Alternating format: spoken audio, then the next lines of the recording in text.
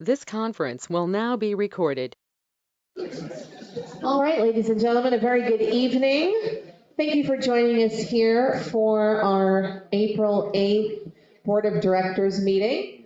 My name is Stephanie Taylor. I'm the Community Association Manager. We are going to get started in just a few moments. Before we do get started, just a few things about this evening. We're just going to go over some ground rules. Just to make sure that we run the meeting effectively. We actually put this in place for our town hall that we did, and it worked really well. Because sometimes we know that everyone in the audience gets a little bit excited when we're commenting and asking questions. So we do want to have a little bit of order to that, because a lot of times we get concerns from the people online that they cannot hear the people in the audience. So anytime we have an agenda item, there's going to be a motion made, a second made, and then it will be open for board discussion only. And then after the board has their discussion, we'll open it up to the audience for discussion. And if you do have a comment that you would like to make, we just kindly ask that you raise your hand, and then Mitch, our lifestyle director, who you'll meet in a moment, he's going to come to you with a microphone. So you will no longer need to come up here to the front. You'll be able to speak nice and clearly from where you are on the microphone. Okay, so that's how we are going to run it this evening. And I'm going to pass you over now to John to call the meeting to order.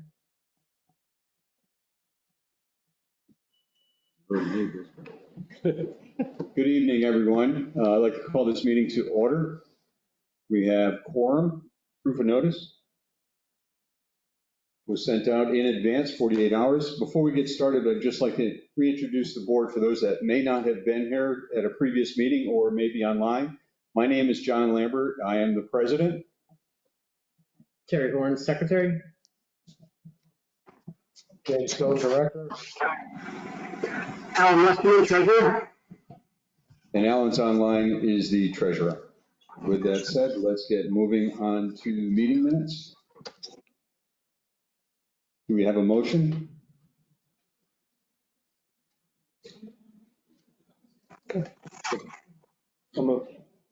Second? Any discussion by the board? All those in favor? Aye. Motion passes unanimously.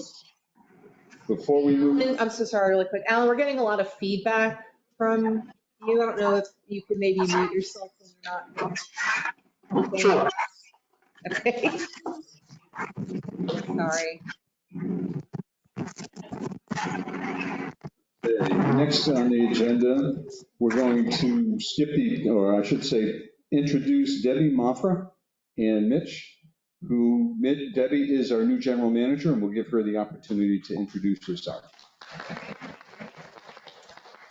Hi guys, for those who I've had the pleasure of meeting this past week, thank you so much. You guys have been very welcoming, and I appreciate all the feedback that you've shared and comments and guidance along the way. Sorry. The camera. A little more. Yeah, there you go. Perfect. Again, for those that I have not met, again, I'm Debbie Mafra. I just recently joined you guys from Margaritaville Resort. Previous to that, I was the association manager over for Reunion Resort and Bella Colina. So we've had a lot of work done with golf, large hospitality, and just a really good amount of group of members involvement. So we're really excited to kind of bring some of that over to this side and to this gorgeous community that you guys have. Last week, which was my first week, I spent a little bit of time working with all the different departments, observing the grounds, observing what could be improved, what developments we can change. And we're not going to be making drastic changes, but you will start seeing little by little between golf, food and beverage, HOA team will start working just to improve a few things here and there to just make your experience a lot better as a member. So if you have any questions at all, please don't hesitate to reach out to me. You can usually find me in that conference room back there, or you can email me at any time, and I'm more than happy to meet with you. Okay. Thank you, guys. Thank you. Thank you, Debbie. Hello, everyone. I'm Mitch England. I'm your lifestyle director. Like Debbie said, for those of you I've met, thank you for being so welcoming. For those of you who I've not met yet, I still look forward to that. Feel free to introduce yourself to me at any time. I have my information by the front door, or you can come to me. I've got it on me as well if you want to reach out. I'm coming to you from 10 plus years of customer service experience. I worked at Merrick's Global Events prior to this, which is based out of St. Louis, Missouri, my hometown as well. Go Cardinals. But anyways, so I worked there for a while. And then recently started over here. My events background really just touches non-for-profit and community involvement. So I'm excited to really dive deep into the event space and make things great here. So that's all I got. Thank you. Thank you, Mitch. Thank you, Mitch. The singing will come later. The treasurer's report. All right, we're going to move on to the treasurer's report. So Alan, I am going to get the PowerPoint up and running. Just give me a moment, please. We did have a handout as well that's on the corner of the table there. I know most of you did grab it on the way in, but it's basically just this PowerPoint presentation. But for those of you online, let me see here.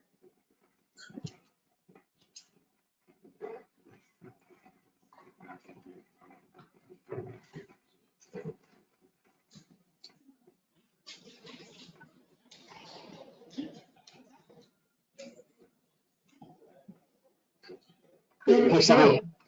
Take it away, Alan. And Alan, I know that you're on your earbuds. It might be better if you remove them because it is a bit tinny sounding. It might be a little clearer if you maybe remove the earbuds. Okay, is that any better? We'll take it. Is that any worse? Let me turn my volume down, maybe that'll help. It's actually worse. That's worse. Let me turn my volume up. Is that better? I don't know, you just seem to have a bad connection, Alan. Can we exit the volume? Let me try that.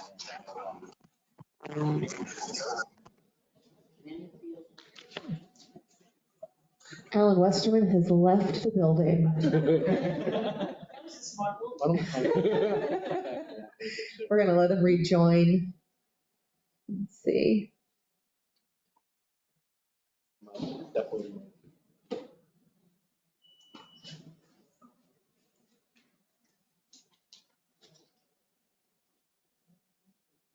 Alan Westerman has arrived.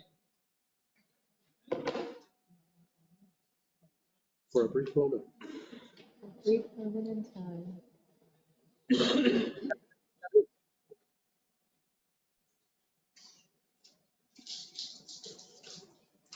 See him. Can't hear him. Cannot hear you. Oh, we can hear you and it's perfectly. Oh, good.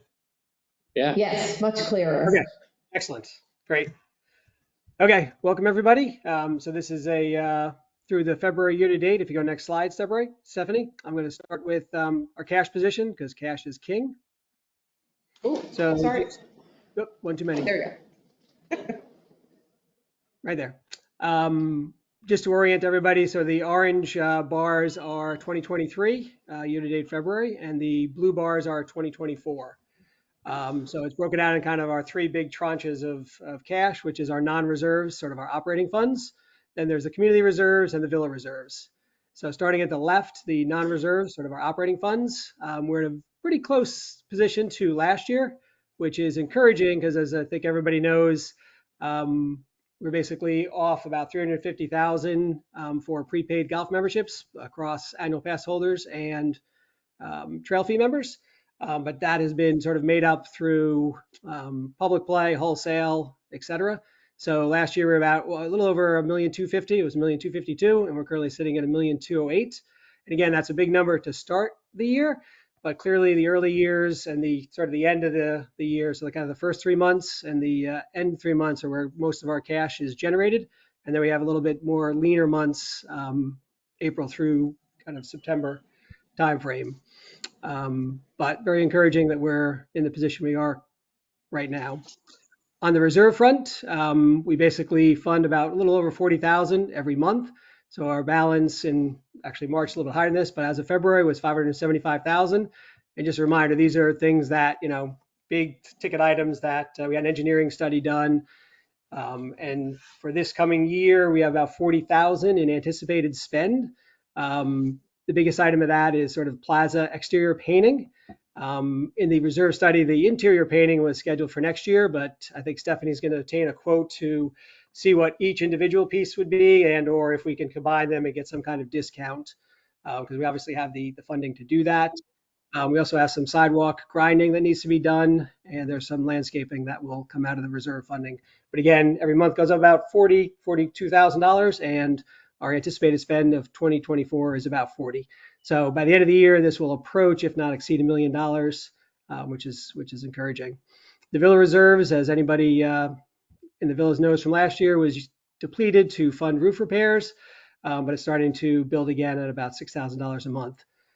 So by the end of the year, that'll approach $100,000. Sorry, about $60,000. The good news too is a lot of this money is now working for us. I mean, the reserves always were invested, but we've actually shifted that recently to earn a little bit more interest. So all the reserves and about 900,000 of that 1.2 is earning in the ballpark of 4.75. It's obviously a bit variable depending on treasury rates and things like that. So it could be a little bit higher, it could be a little bit lower, but at least we've got that money working for us. And generally we leave stuff in sort of the invested side of things, anything that's not needed in the next, say, 30 days, give or take. So again, pretty good, positive, cautiously optimistic story on our cash position so far. Next slide, Stephanie. All right, revenue, one of our, it's a little cut off at the end there. All right, I think I can talk to that. I don't know if there's a way to, because there is one little thing at the bottom missing. Okay, I don't know if you can see it in the room, but online there's one bullet point that's missing. I'll just talk to it. So again, if you look at this, just to orient everybody, the top part is 2024, actual to date, what our budget was, and the actual versus budget variance. And then below that for 2023. These do exclude owner assessments, reserve contributions, golf beautification, and golf tournaments, because the beautification is sort of segregated to spend on those projects. The tournaments is kind of a pass-through revenue and expense, and the reserves and the owner assessments are just always on budget. So good news is all the revenue items are up slightly over last year. So if you look at golf, 443 versus 424, grill, plaza versus their corresponding numbers, and even admin. Golf to date, not so bad. Last year we were down 94,000 by this year. This year we're only off about 33. The biggest part of that, about 21,000, is merchandise, and that's very similar. Last year we were off 20,000. So one thing we'll look at for 2025 is maybe we need to just think about our seasonality on merchandise, because I think we generally sell a lot towards year end, especially this year. We bled down the credit book. So going into January, there's probably not a lot of merchandise to be sold, and there's probably not a lot of new merchandise that people want to sort of snap up. So we'll look at that in 2025, now that we've sort of got a pattern that, we seem to have over budgeted merch sales in the early part of the year.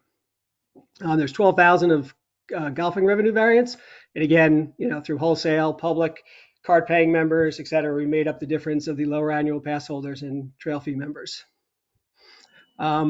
James, I think he's in the room there. Going to apologize because I think we may have over-egged the budget for Plaza and Grill for the early part of the year. Again, we do a seasonal budget. We have to go back, and when I'm back in town, we'll take a look at this and sit down and look at the rest of the year. But if you look at that stuff that I highlighted in orange, roughly, $326,000. And if you look at what we actually did last year, was a number of 232,000, so almost $100,000, expectation that we increased, which seems kind of a bridge too far.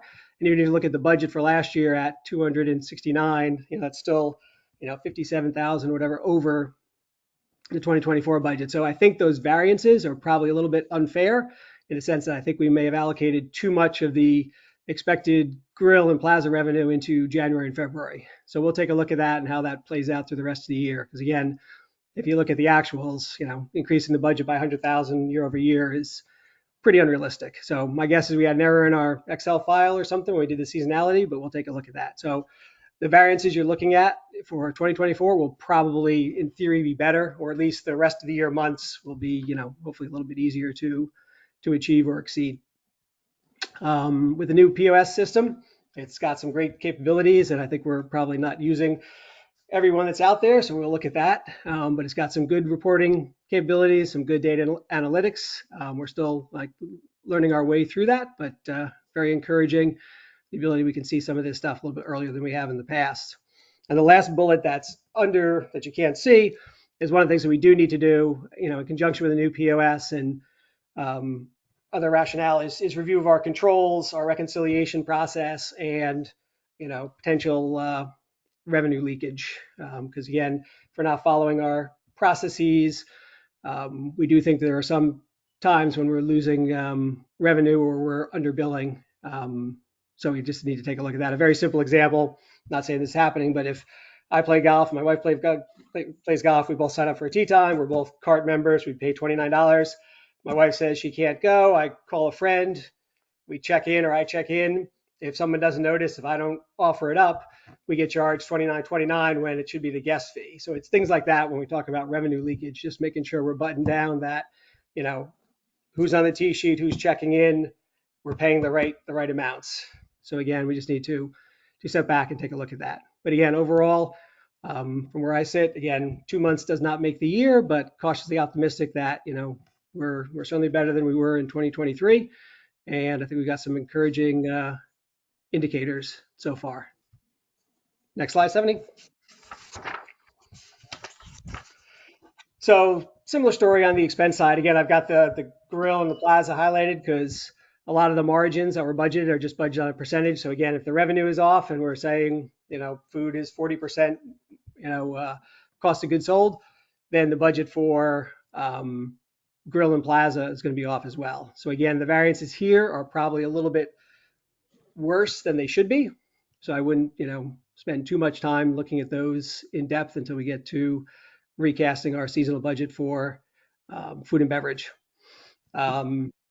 We do have an issue with our new inventory management system. It's called Yellow Dog.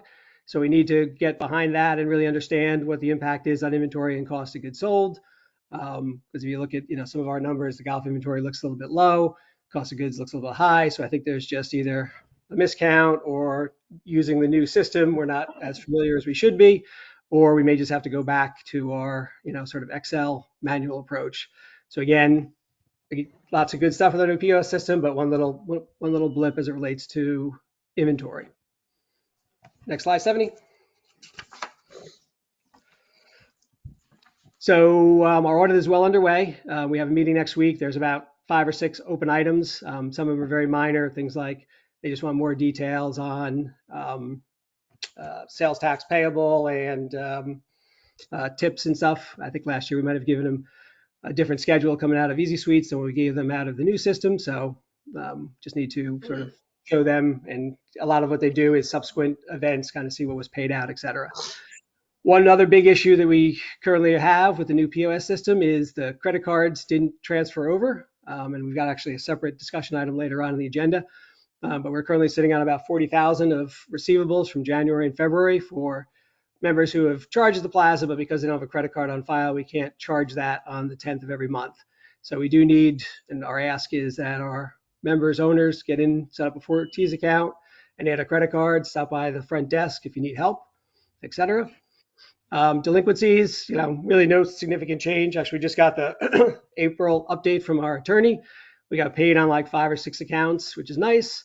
I think we've got 14 outstanding.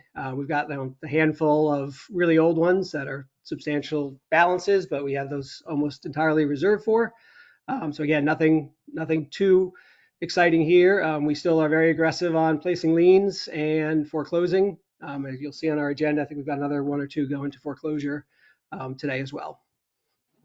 And then for priorities, again, decent start to the year, knock wood. But we need to continue to push, to generate that golf revenue through marketing, through wholesale arrangements, Golf Now, bundling with F&B offerings, now that we have the hot dog roller, things like that. And obviously we want to also, look to James and Debbie and others to how can we increase F&B traffic, foot traffic in the door, whether it's at the plaza or at the golf grill, and obviously then generate, additional revenue.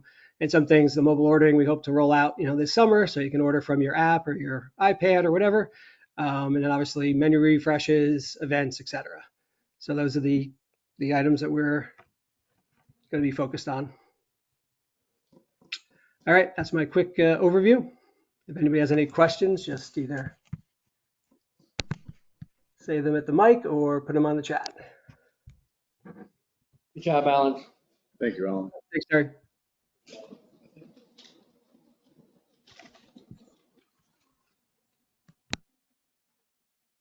Look at that pool.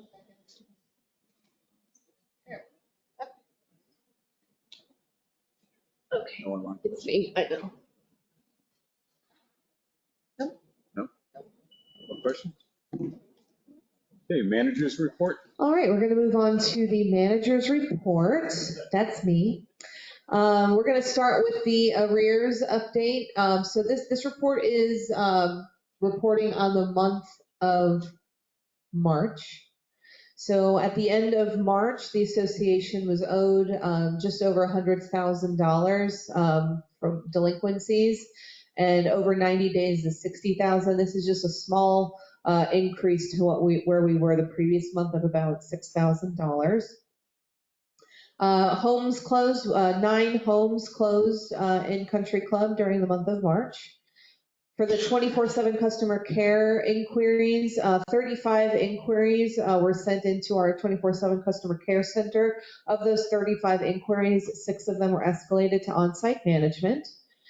We had 444 landscaping work orders submitted. 320 work orders were closed during the month of March, and to date, we have 10 currently open. For violations, we issued 101 violations during the month of March. We closed 59 violations, and to date, we have 74 open.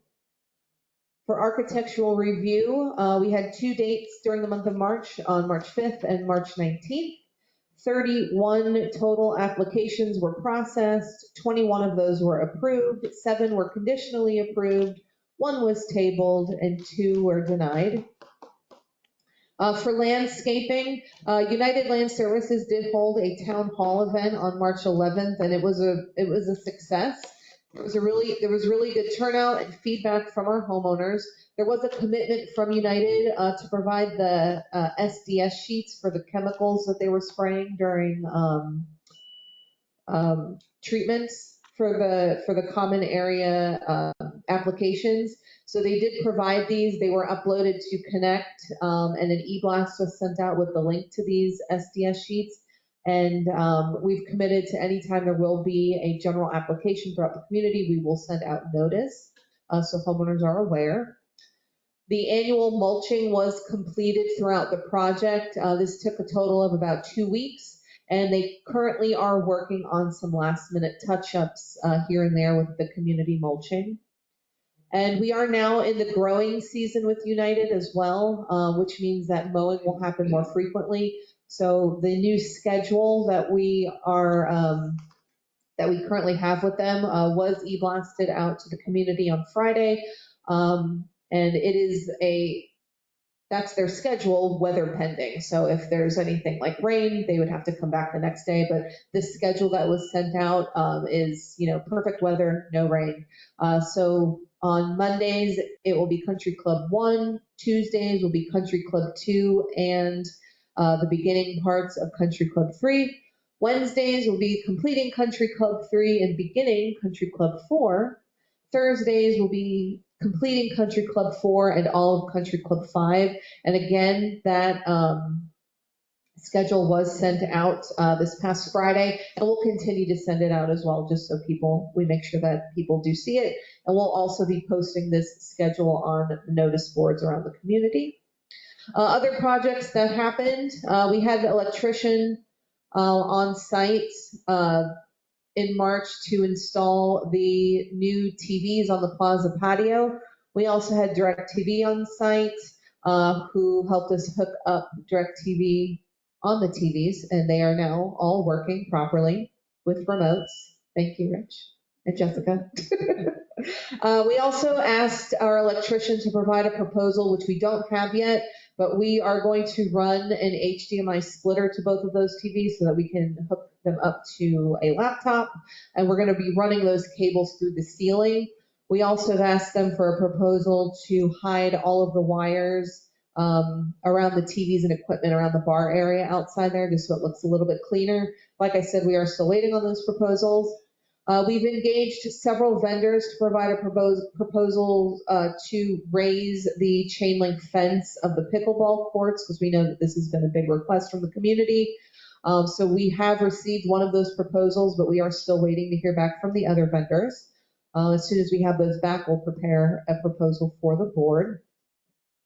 Commercial Fitness was on site 2 weeks ago as well to perform preventative maintenance on all of the gym equipment. Everything looked good. We do need additional work on one treadmill with its emergency stop button, and one of the cushions on the workout benches needs to be replaced. Both of those should be done in the next few days.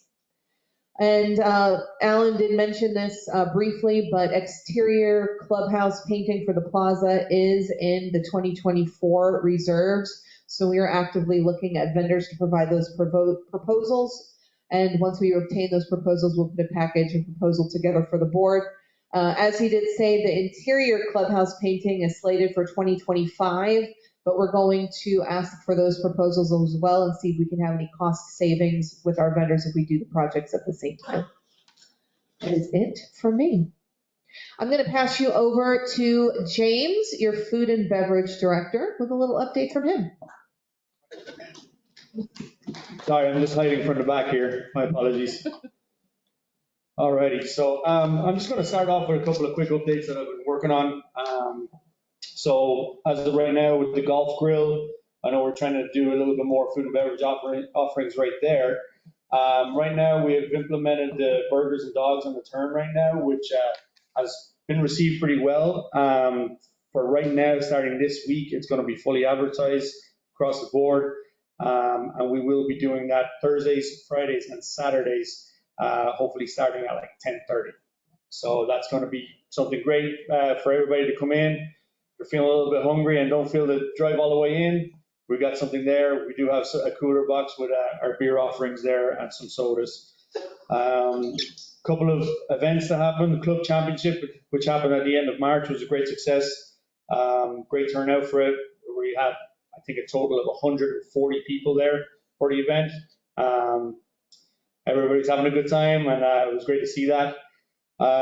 So we're looking at to get more activities happening around golf during the summer. I know during the off season, I know weather's going to inclement weather, but then in the evenings we want to look at seeing if we can have some little bit of enjoyment, like yard games.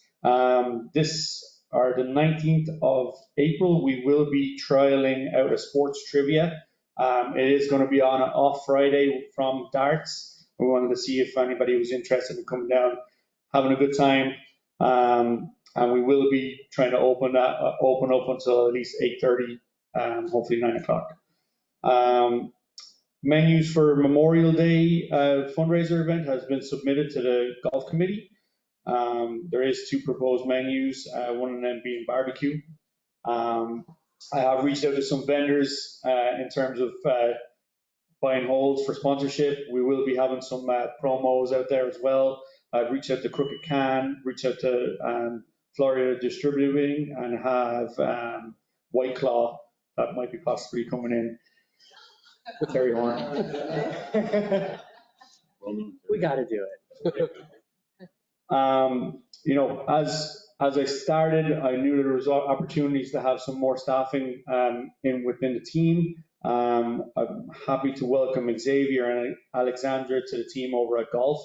Xavier is working in the kitchen right now, doing a fantastic job. You will see him mostly out on the weekends, helping out on grill for a few hours. Great customer service. He's a nice kid.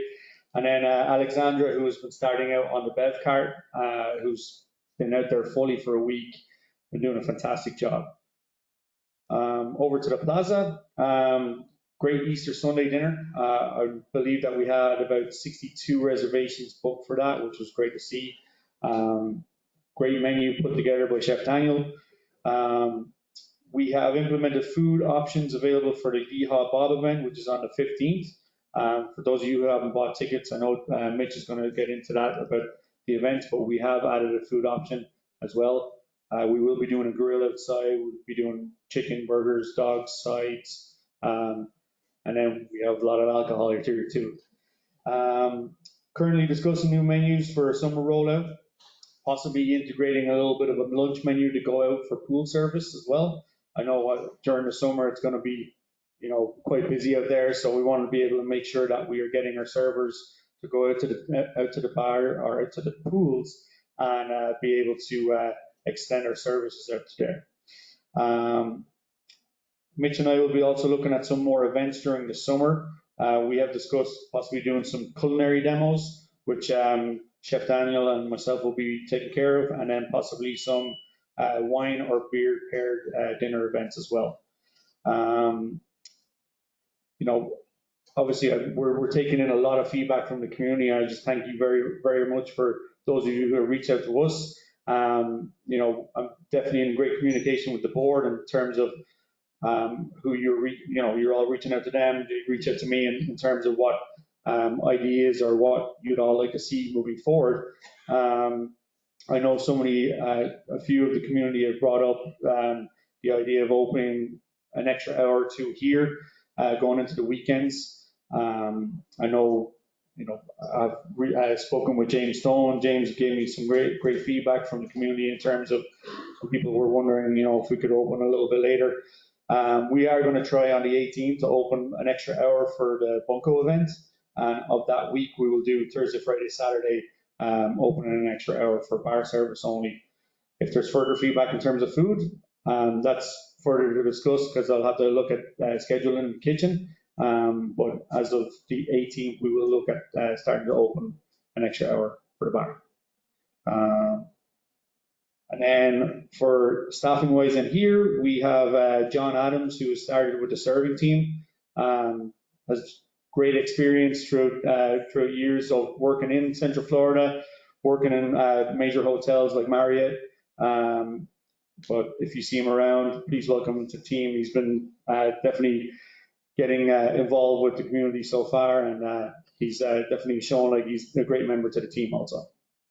So that's all I got.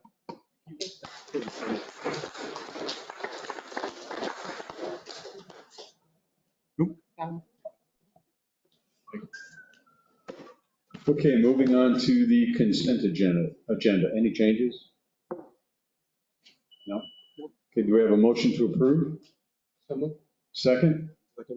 Any discussion by the board? By the owners? All those in favor? Aye. Aye? Aye. Alan? Aye. Motion passes unanimous. Okay, next on the agenda is new business. The first item would be the reorganization of the board. We have a motion. I would like to motion that John Lambert stays president, Alan Westerman stays treasurer, myself, Terry Horn, stays secretary, and we nominate James Stone to take the position of vice president. Do we have a second? Second. Any discussion by the board? I just like to say real quick, for those of you who don't know James Stone, he's the man. Please, when you get a chance, if you haven't talked to him or spoke with him, have a conversation with this guy. He's literally, and I mean, I've met some pretty smart people in my life. He's literally one of the smartest people I've ever talked to in my life. We've had a lot of problems in the community. When you're on the board, there's always a problem somewhere, and he is the guy that we go to fix things all the time. We had an issue with the golf tournament that we needed to get done, and he said, Terry, just tell me the issue, and we'll get it done. So I nicknamed him the Rain Man. So he's just, like I said, if you don't know the guy, learn about him, learn who he is, learn about his family. He's literally an amazing human being, and I think he's going to do really, really great things going in the future.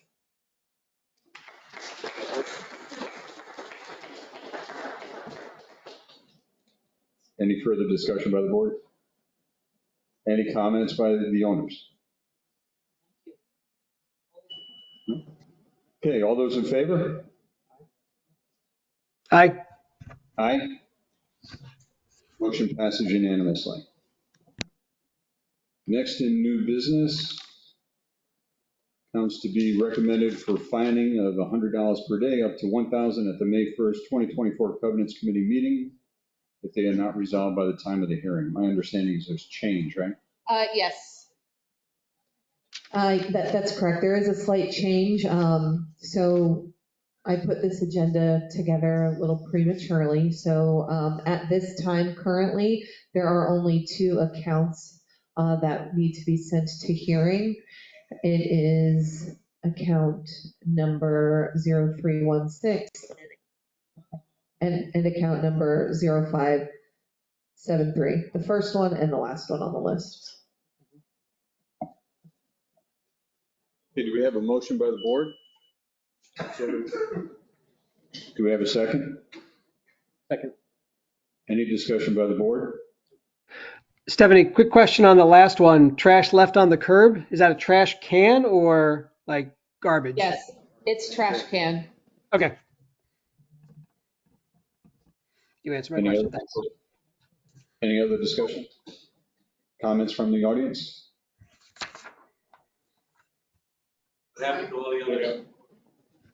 The other ones either received an extension, got their ARC application in, or they were closed upon inspection. Any further comments? All those in favor? Aye. Aye. Aye. Motion passes unanimously.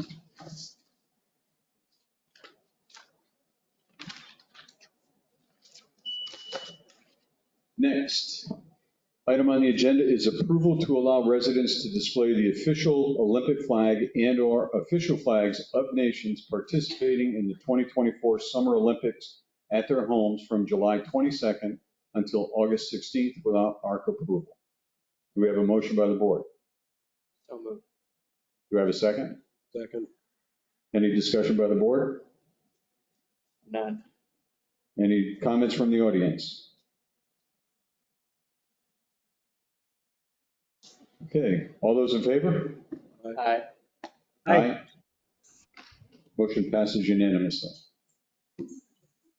Next on the agenda is the foreclosure authorization of account 0572. Do we have a motion? So moved. Second? Second. Any discussion by the board? None on that one. Comments from the audience? All those in favor? Aye. Aye. Motion passes unanimously. Darren will talk about it. Yep. Okay, next on the agenda is tree plantings at hole 18 and raising of tee box on hole 9. Darren will be giving us an overview on that. Can you hear me okay there? Yeah, we hear you, Darren. Okay, great. So as many of you know that we had previously obtained board approval for like 33 projects for the beautification efforts. And, but that was about a year ago when we came up with that list. And since that time, we've identified another area on hole 18 that is in really quite rough shape that we think we can do some good work with. And that is when you're coming up in your cart on the cart path, for those of you that are familiar with hole 18, and you're coming up to the green on the left side before you make the turn to the right to go to the green. There is what's turned out to be on the left side of the cart path there. I liken it to a moonscape is what it looks like right now. It's a grassy area. It's very overgrown. There's some large patches of dirt there. I believe Ethan has been taking grass plantings out of there and reusing them elsewhere on the course. And so it's an area that's in need. And the proposal is to put in some foxtail palms in there.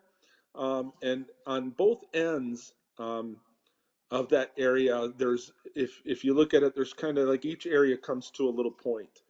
And on those, in those areas, the plan is to put in diamond crepe myrtles. If you can Google it and take a look at those. It's a relatively new crepe myrtle. They're very dark, almost black leaves with bright red flowers. They're really quite beautiful. And so we're looking to put those in along with the foxtail palms, and that will make that that drive up along the left side of 18 very nice looking. So that's the plan for hole 18. And then in addition, what we want to do, recently we had the architect, our course architect was out, had a visit on the course and took a look at what we were planning with the hole 9 trench. He actually drove around and looked at the rest of the course too and some of the things that we've done. And he really likes a lot of the trees and everything that's been done on the course. One of the items that he had a suggestion for, and we kind of kicked it around too, and it was interesting that he suggested it as well, was if you look at the hole number 9, the tee boxes on hole number 9, for those that, again, that play and drive there, when you're coming from the blue tees over to the white tees, and you're coming around the corner, you notice there's a tee box there by the big tree that's never ever used. It's maintained, it's there, but it's never used because there's a bunch of growth in the pond, and you really can't use the tee box because you can't hit over the growth that's there. The suggestion was to raise that tee box 6 feet, and then that would make that tee box usable again. And so that's what the other proposal is for, is to do just that, raise that tee box 6 feet, bring that tee box back into play.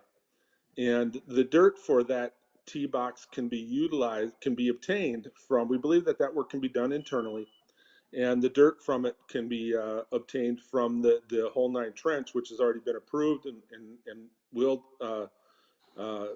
be completed here in the coming months. But the dirt from that trench can be utilized to raise that tee box to 6 feet. So that's the plan. That would be all done. That tee box would be done. The work would be done internally. And so the proposal is for, again, those palms and the diamond crepe myrtles on the left of the cart path on hole 18, and the raising of that tee box on hole number 9.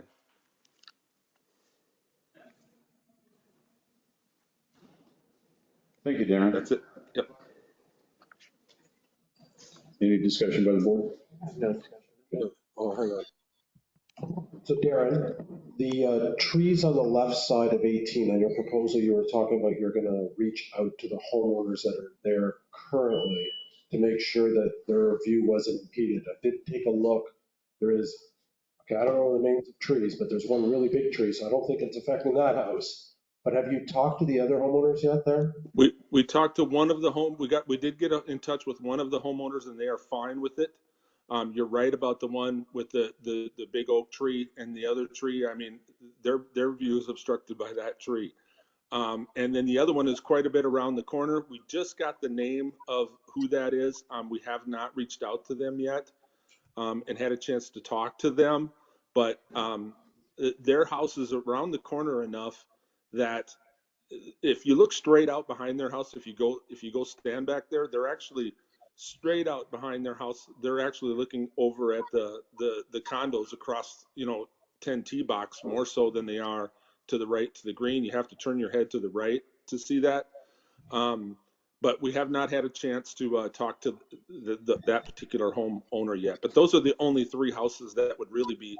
I mean, I can see it from my house on 10 too, right? I mean, I can look way down and see it. Right. But those that are right behind it, the 2 that are most affected, the one has that great big oak tree behind them, and the other homeowner we did talk to. Okay, and then on 9T, so we raise it 6 feet, that gets us above the current vegetation. I'm gonna guess the vegetation is gonna continue to grow. Are we gonna have another 6-foot problem in 5 years, or are we gonna be able to trim those? I don't know. I'm not a botanist. I can't tell you what's going to happen with that vegetation in the future. Okay, and then are we putting stairs to get up to that tee box or no? Yeah, there'll be stairs that will be put in place to go up there. Yes. Okay, thank you. Yep. Any comments from the audience?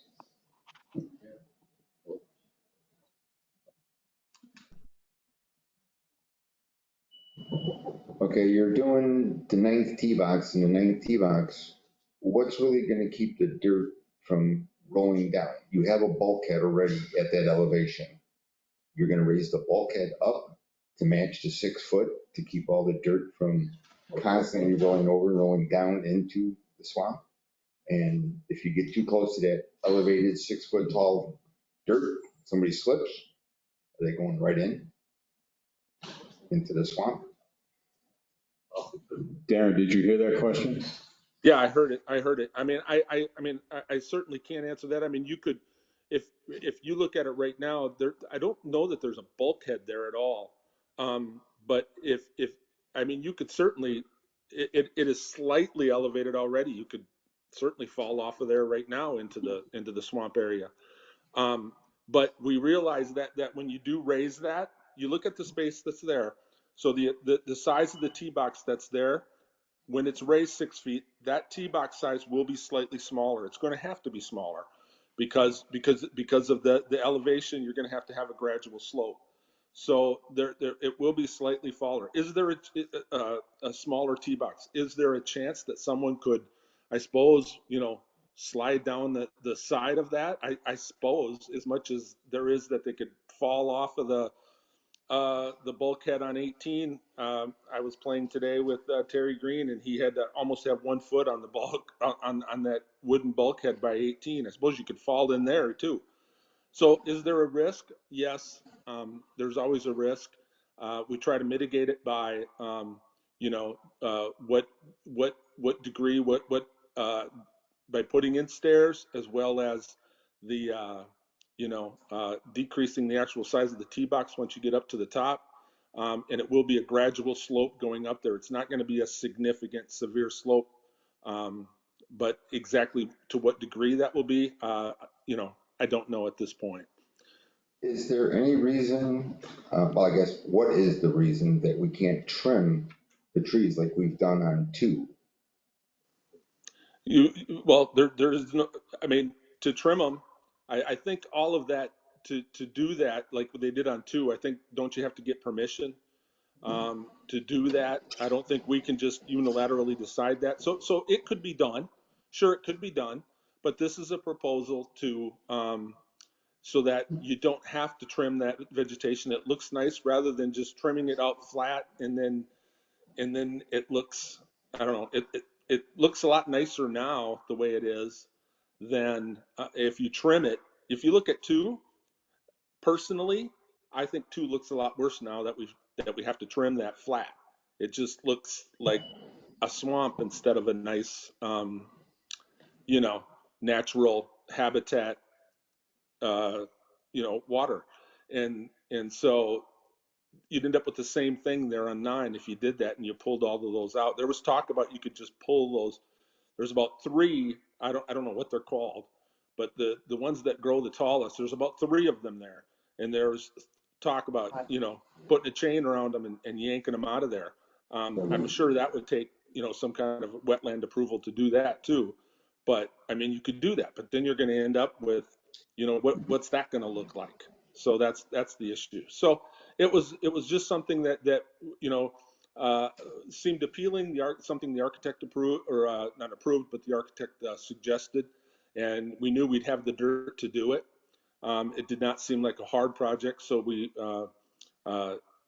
decided that let's pursue that. But yeah, so is trimming an option? Sure. Just to clarify, this was also suggested by the course architect, George Clifton. So this isn't something that the beautification committee came up with. This was suggested by George Clifton when he was here touring the course for about a month ago or so. Yes. We've got a follow-up to that question here. So why do we even need to spend resources on that tee? I've been here 4 years and the white tees have been there once. Why are we spending resources when there's other tees that, like 11, that aren't flat, that need work? spend our resources where they're more useful. That T is useless there. So this is beautification money. So this isn't HOA money. This is money that's raised by the beautification group. So they're, He said the force resources will be we're used. talking, when he says that, he's talking about labor.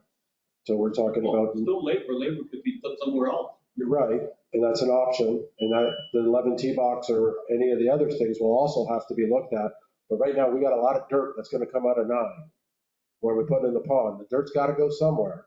This seems to be a perfect opportunity to kill 2 birds with 1 stone. All right, we've got a question in the back here. Thank you to the beautification committee for coming up with ideas and talking to the architect. I am concerned about the stairs. We have golfers who can't even walk from the cart path to the green. And I think that's a big liability. And I think that liability overweighs the usefulness of that tee box.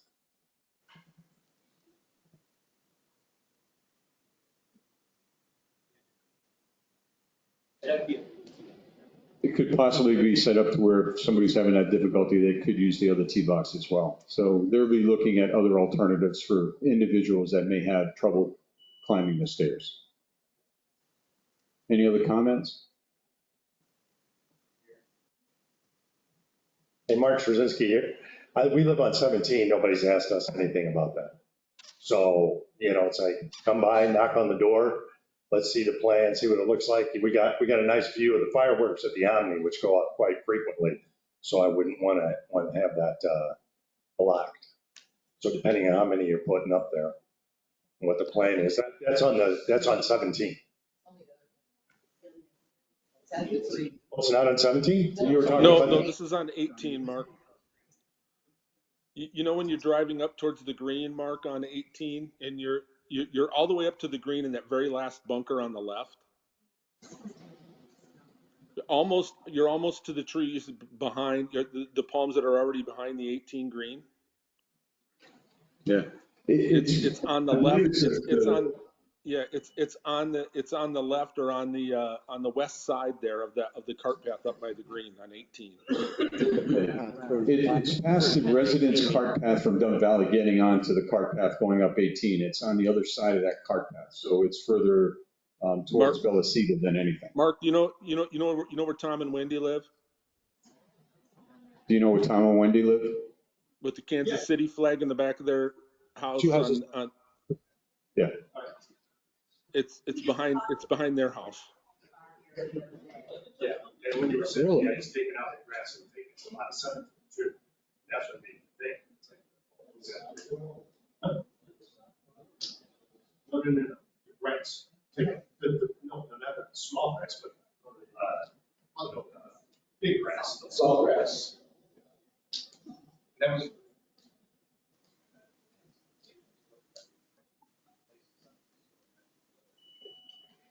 Any other questions? Any other questions? There's questions online, guys. Yeah, I was going to ask. Yeah.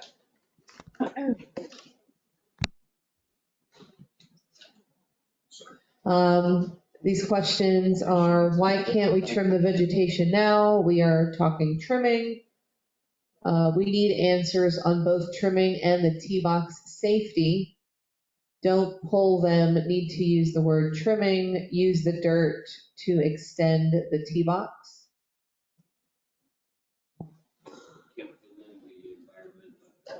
Go backwards. Rules, it says go backwards into the cart path? Can't extend the environment. Can't go into the environment. But you go backward, you go backwards. They can go backwards towards the cart path. Cart path. Any other questions? Nope, that's it online. Okay, thank you.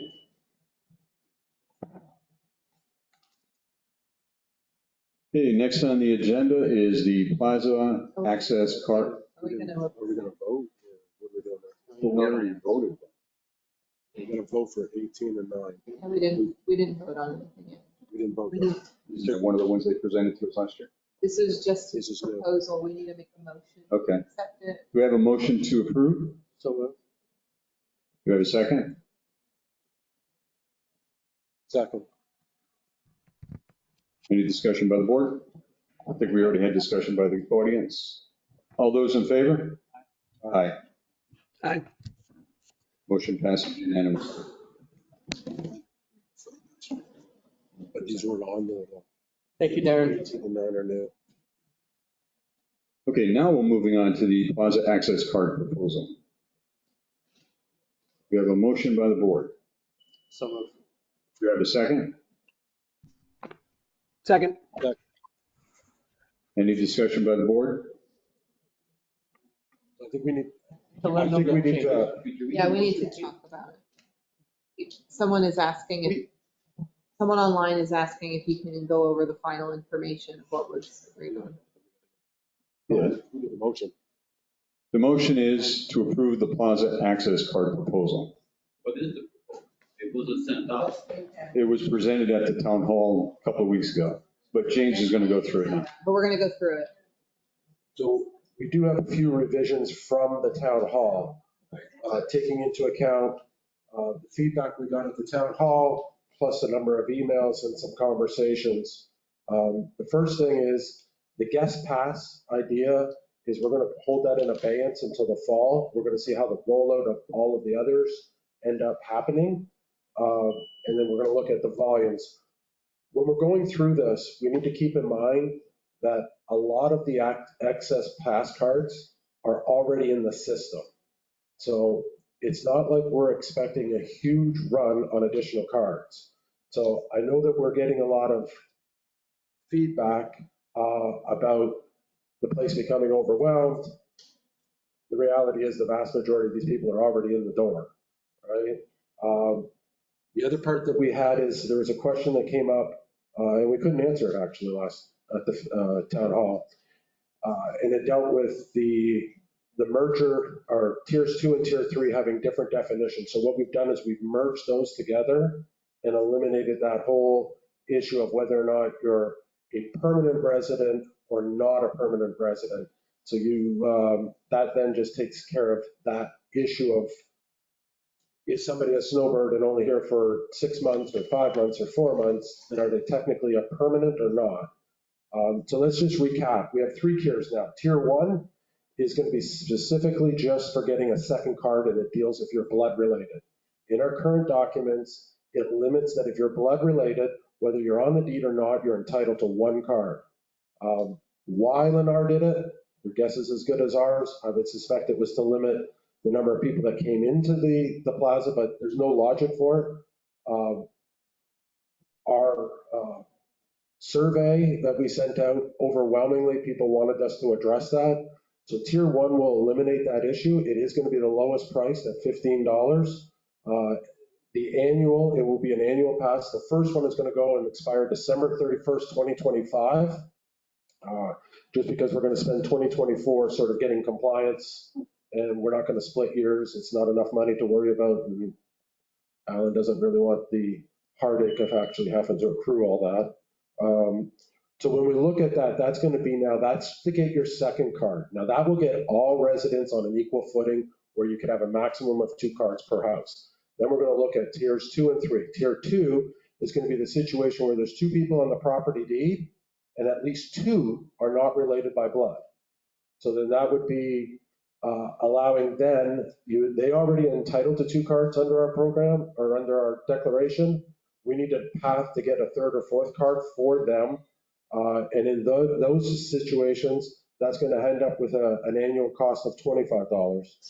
Then we're going to the next tier, which will be tier 3. That's when you're not on the deed, but you are a permanent resident. Now, those situations, they're entitled to 2 cards under our declaration. And again, we're providing a path to the 3rd and 4th card, right? The 3rd and 4th cards would be $75. We go back to tier 1, that only dealt with getting the second card. Any 3rd and 4th cards that those people want would fall under tier 2 or 3, however their personal situation is. We do have a way that when you go through this, if you're tier 1 and one person ends up, you have 4 cards, for example, and the 3rd one could be a tier 2, and the 4th one could be a tier 3, right? That's all on whatever your home life is. And that's not for us to worry about. We just want to make sure that you do have an equal access to that. Now, when we start looking at this, what does this mean, right? And what are sort of the important takeaways here? If you have, most of our houses are owned by two people, not related by blood. There is no change in your life, right? There's no cost. Everything is exactly the way you've been enjoying all along. Anybody that's under the age of 21, you're still entitled to your cards. That's separate and distinct from this program, right? We also have houses that have a lot more than 4 cards. We are doing a hard cap at 4. We do have to put some sort of limitations on all of this. Again, that will be up to the individual house to figure it out.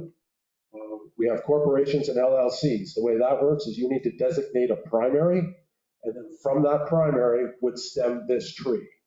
So you're not going to be able to get 20 people in on a corporation. That is not in our declarations. That's not contemplated under this program as well. The member would have to sponsor 3rd and 4th cards. Ashley, who's our attorney, she will work out the paperwork, assuming that we approve this evening.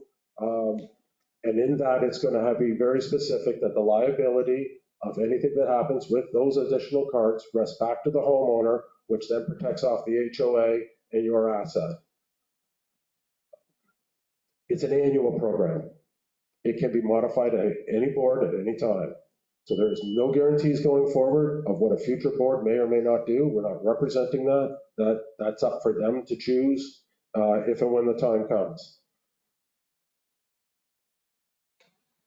By the time we get the paperwork through Ashley and it get back to the HOA, we're probably in a position to be able to release cards. The earliest would be 2 weeks tonight. And that would be for the ones, we really want to get them out first to the ones that have heard no since April of, April 22nd. No, 2023. Oh, I'm so It sorry. was from April, right? So she has an ear infection. She can't hear me, which is a good thing, I guess. Right?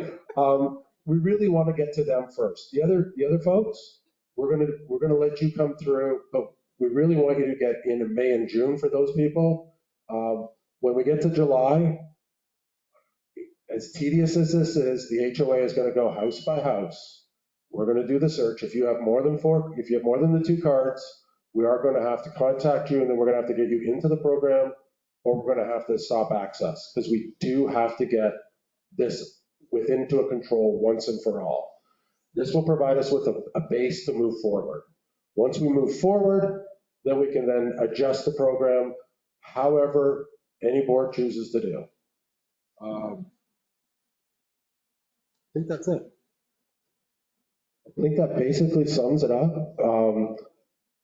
The guest passes, if we do decide to go with it in the fall, just like we did with this program and we reached for a town hall and feedback, we will be doing that again.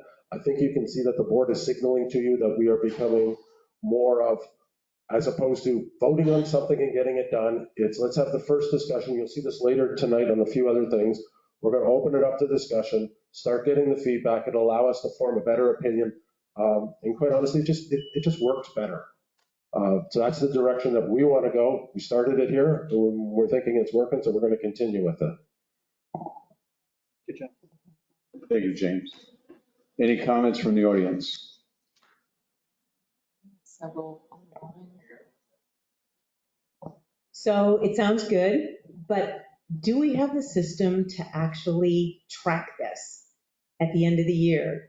Do we? Because we seem to struggle with getting people's credit cards up to date, because a lot of people still don't know that their credit cards aren't up to date. So if we have the system, great. Otherwise, I know we'll probably run into some frustrations. Probably more for you than me. Yeah, it's a different database that the Plaza cards are in, so we didn't lose any of that data. So we do have all of that on file. The issue with the credit cards is because we switched over to 4Ts, the new POS system, so we're having to input that data manually. So the Plaza Access card data is still in our system. So we do have access to all of that.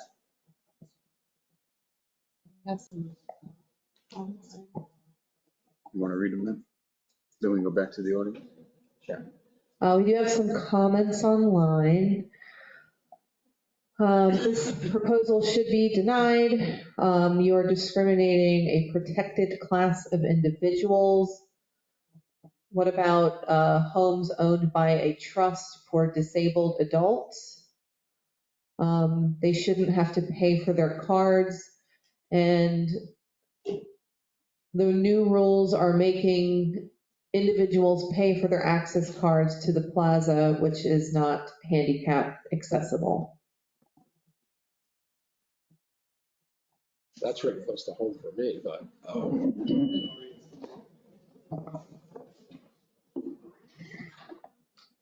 So when we talk about accessibility under the ADA, okay, so that's really close to home to my family.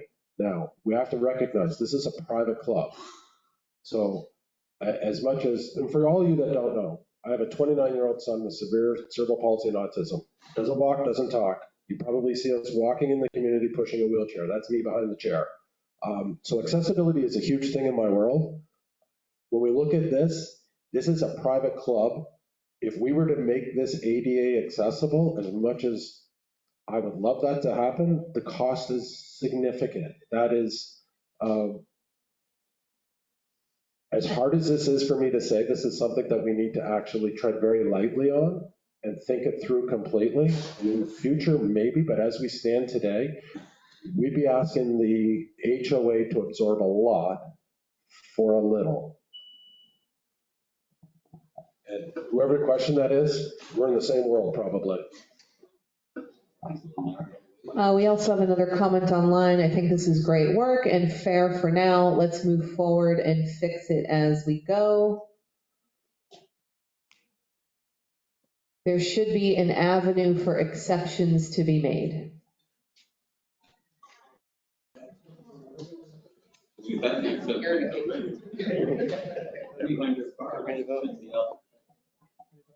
Any other comments? Online staff? No. Any other comments in the audience?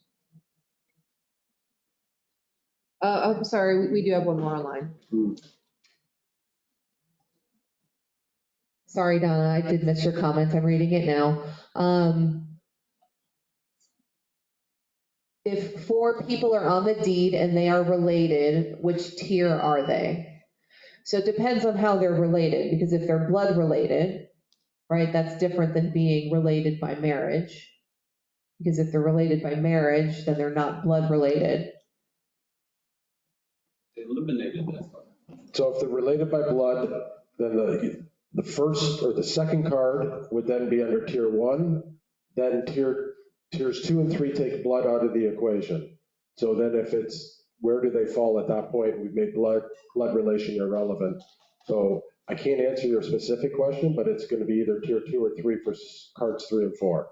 Card 2 would be in tier 1, again, assuming that they're not a husband, wife, 2 kids. That's a different, that would be, they would all be tier 2 at that point.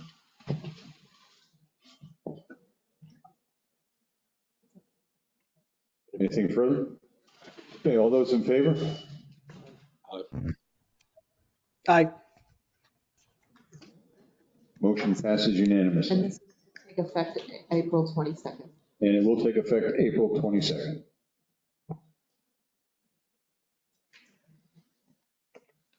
Next on the agenda is street parking. This is for discussion only.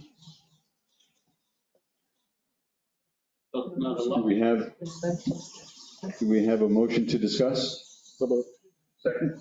Second. Okay, any discussion by the board? Stephanie, you want to give us a little background on this? I'd love to provide a background on street parking. Did we lose Alan? No, he's still here. I'm still here.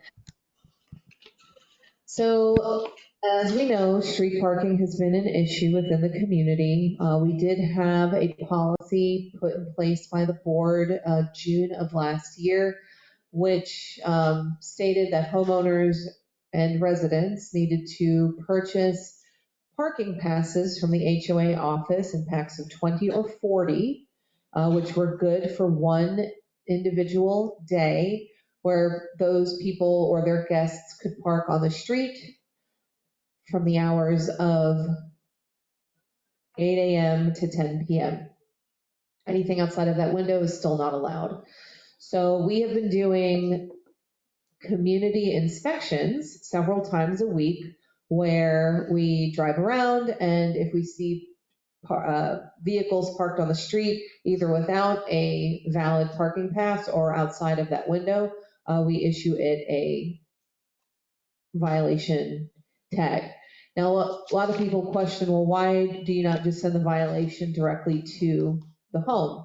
It's because when a car is parked on the street, a lot of times that vehicle does not belong to the home that it is outside of. So many times we've been getting phone calls from homeowners saying, I live at this address, there's a home parked outside of my house, it's not mine, don't issue me a violation, please.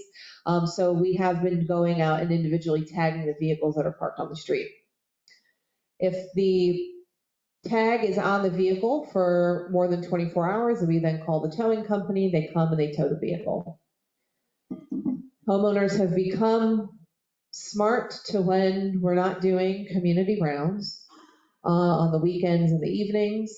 So we've tried to, and the board has tried to, we've been racking our brains on how to better the proposal. They don't want to go as strict as just let the towing company drive around and tow on the first go, because that does seem a little strict. So I think today they're just going to have an open discussion on what we can do to better the street parking situation in the community.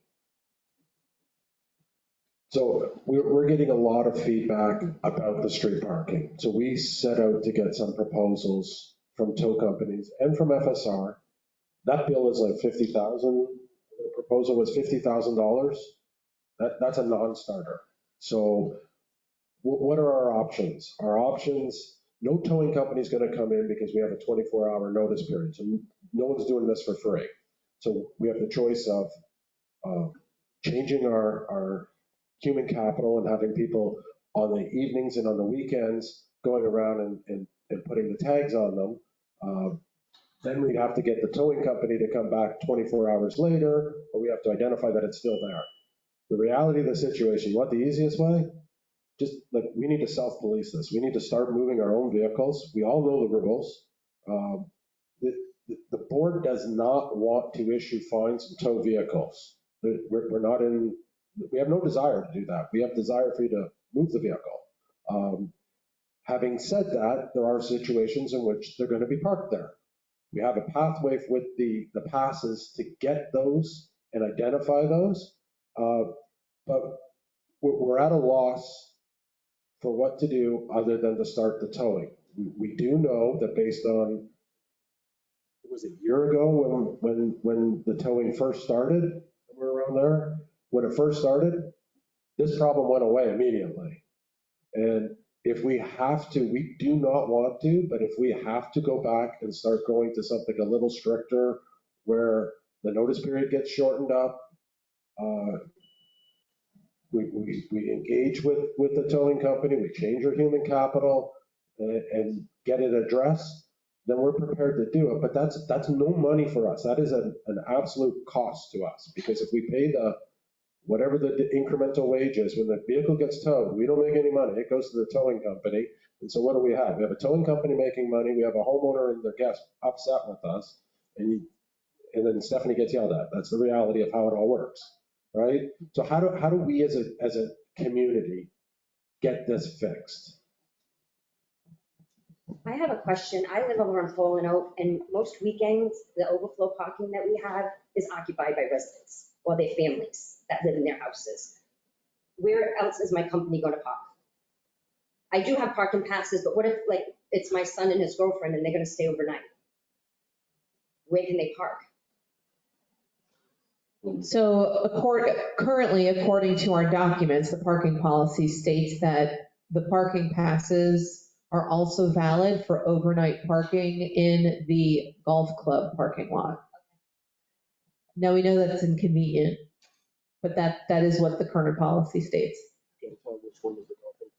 parking lot and the Masters parking lot. And by golf club parking lot, I mean the part of the parking lot by the pro shop. The one that's behind where the tennis courts are, that belongs to the Master Association. So it's the parking spots that are in front of the pro shop. So I often see cars on the road, and the road's really not wide enough, even with passes, to have people park on the cars. It's just not wide enough for on-street parking. When I go, there's some friends of mine that were staying off at 10. When I go there, and there's lots of cars parked on the street there, you could barely get by. You got to wait for one car to go through before another car can get by. We don't want that. That's dangerous for one, and the street just isn't wide enough for on-street parking. That street's not us though. No, Champion. That's on Fallen Oak. What do you mean it's not us? Well, I'm just saying, on 10, they allow street parking, and you could barely get through because you got to dodge cars. We don't want the same thing on Fallen Oak or any other place in the country club community. Something's got to be done. They can't have on-street parking with a pass or without a pass.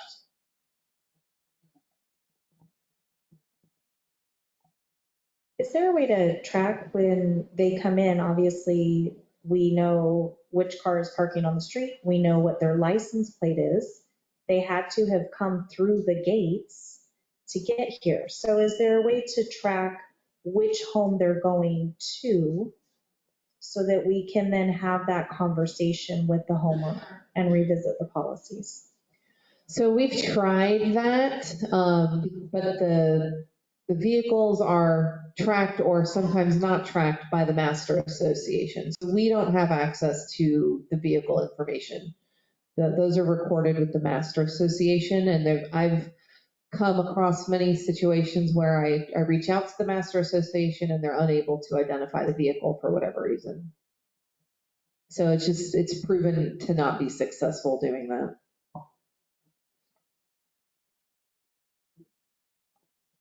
Any other audience discussion?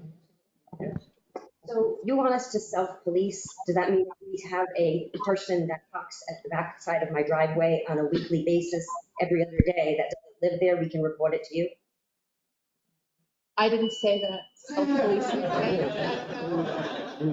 have trouble backing out of my driveway because their company, it's the same car, is there multiple times a week for hours at a time. So how do we rectify that? Because they obviously don't live here. So, I mean, yes, you can report it. to her. Yeah, no, I'm just saying, but it's inconvenient. I mean, I go back out of my driveway and there's a car like right there. And if there's someone parked on either side, I can't get out of my driveway.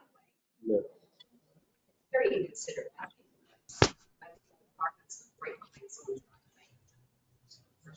How has Trappers Trail and Quaker and all that area been? Has it been better? Or is it still the same? How about the parking around the playground and pool and all that?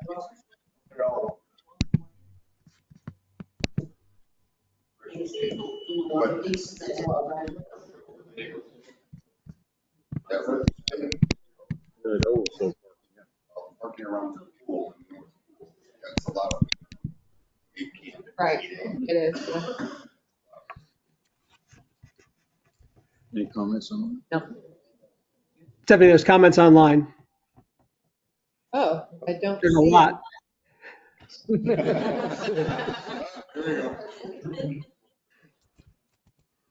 Oh, goodness, look at that. I'm so sorry. I scrolled up and then my computer didn't keep up with the comments. Okay, let's read the comments online. How many tows have happened in the past? Oh, let me actually go to the beginning and see the decision was made. Okay. How many tows have happened in the past year since the new policy? I mean, I can't give you an exact number, but I would say it's roughly between 10 to 15 vehicles have been towed. And it's been a lot less lately. Like a lot of the towing that happened in the beginning, I would say like last year. when the policy first came out. Since 2024 has happened, we've towed 3 vehicles.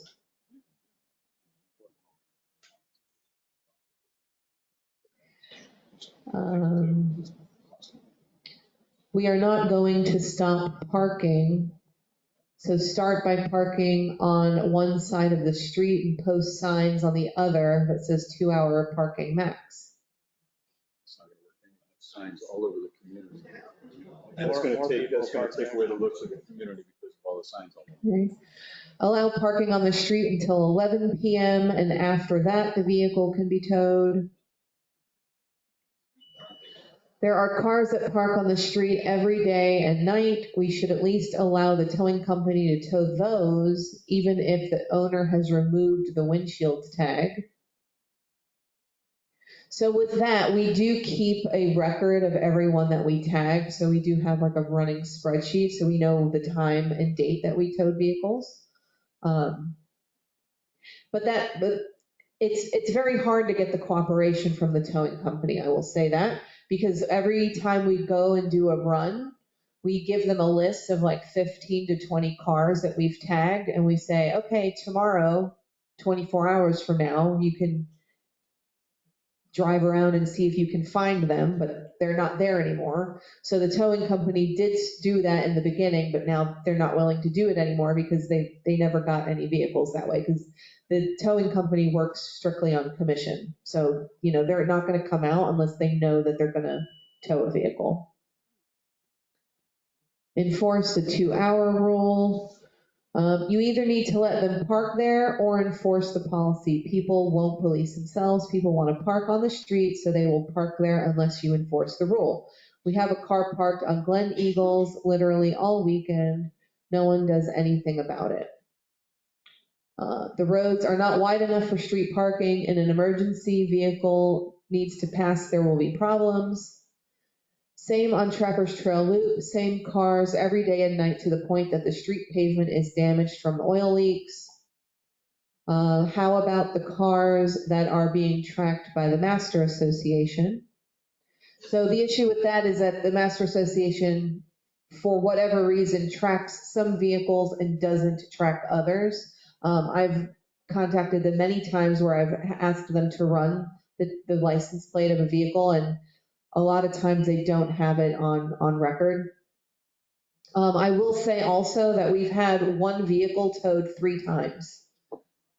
So even though we've towed it, very next week, they're right back again. We towed it again. Next week, right back in the same spot. So I do know the vehicle that you're talking about on Trappers Trail that is there every day and night. We have had it towed 3 separate times. I can't do that. Can we at least do something about those? So we are trying. The Master Association does not want to monitor vehicles due to privacy issues, and the cost can be very high to do posting someone to review the video. Trappers Trail is as bad as ever. Paying someone, not pasting, yes, understood. The same cars are parked in the guest spaces every night. They are not guests, they are homeowners. How do you stop this?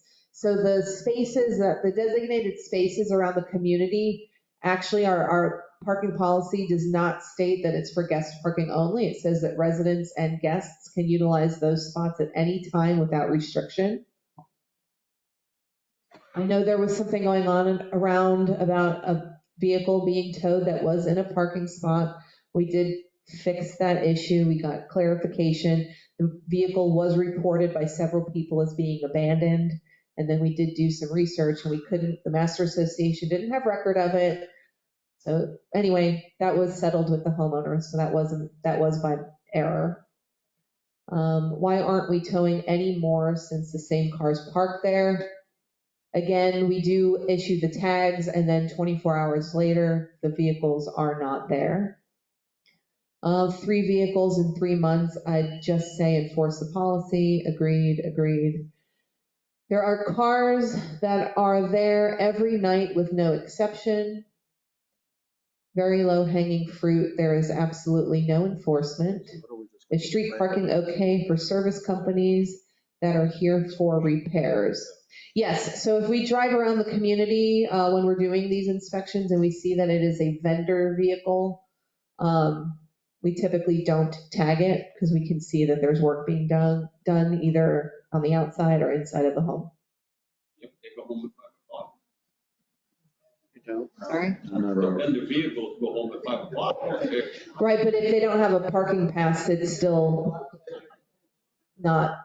So any cars that are parked on the street are supposed to have a parking pass, even if it's outside of that window. Air conditioning guy come to service my air. No, that's what I'm saying. So if a vendor is parked in front of your house, we're not going to tag it because we identify that it's a vendor. It shouldn't be there overnight though.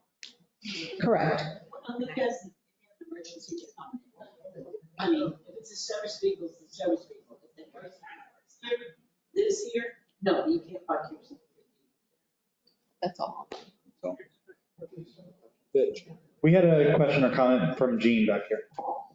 It kind of relates to something you had online, but if you deem that the streets are wide enough to have cars parked there with the parking passes, did you consider the idea of like painting the curb a color on one side of the road to say you can only park on the side that isn't painted yellow or red or whatever you want to do? And then the tow trucks could come in and just drive up and down the streets when they see somebody on the wrong side, that you just automatically pick them up and take them away. And you can put that right in when they come through the gates, guests will get a slip that says you can't park anywhere there's yellow curbs. So to the side of the yellow house and the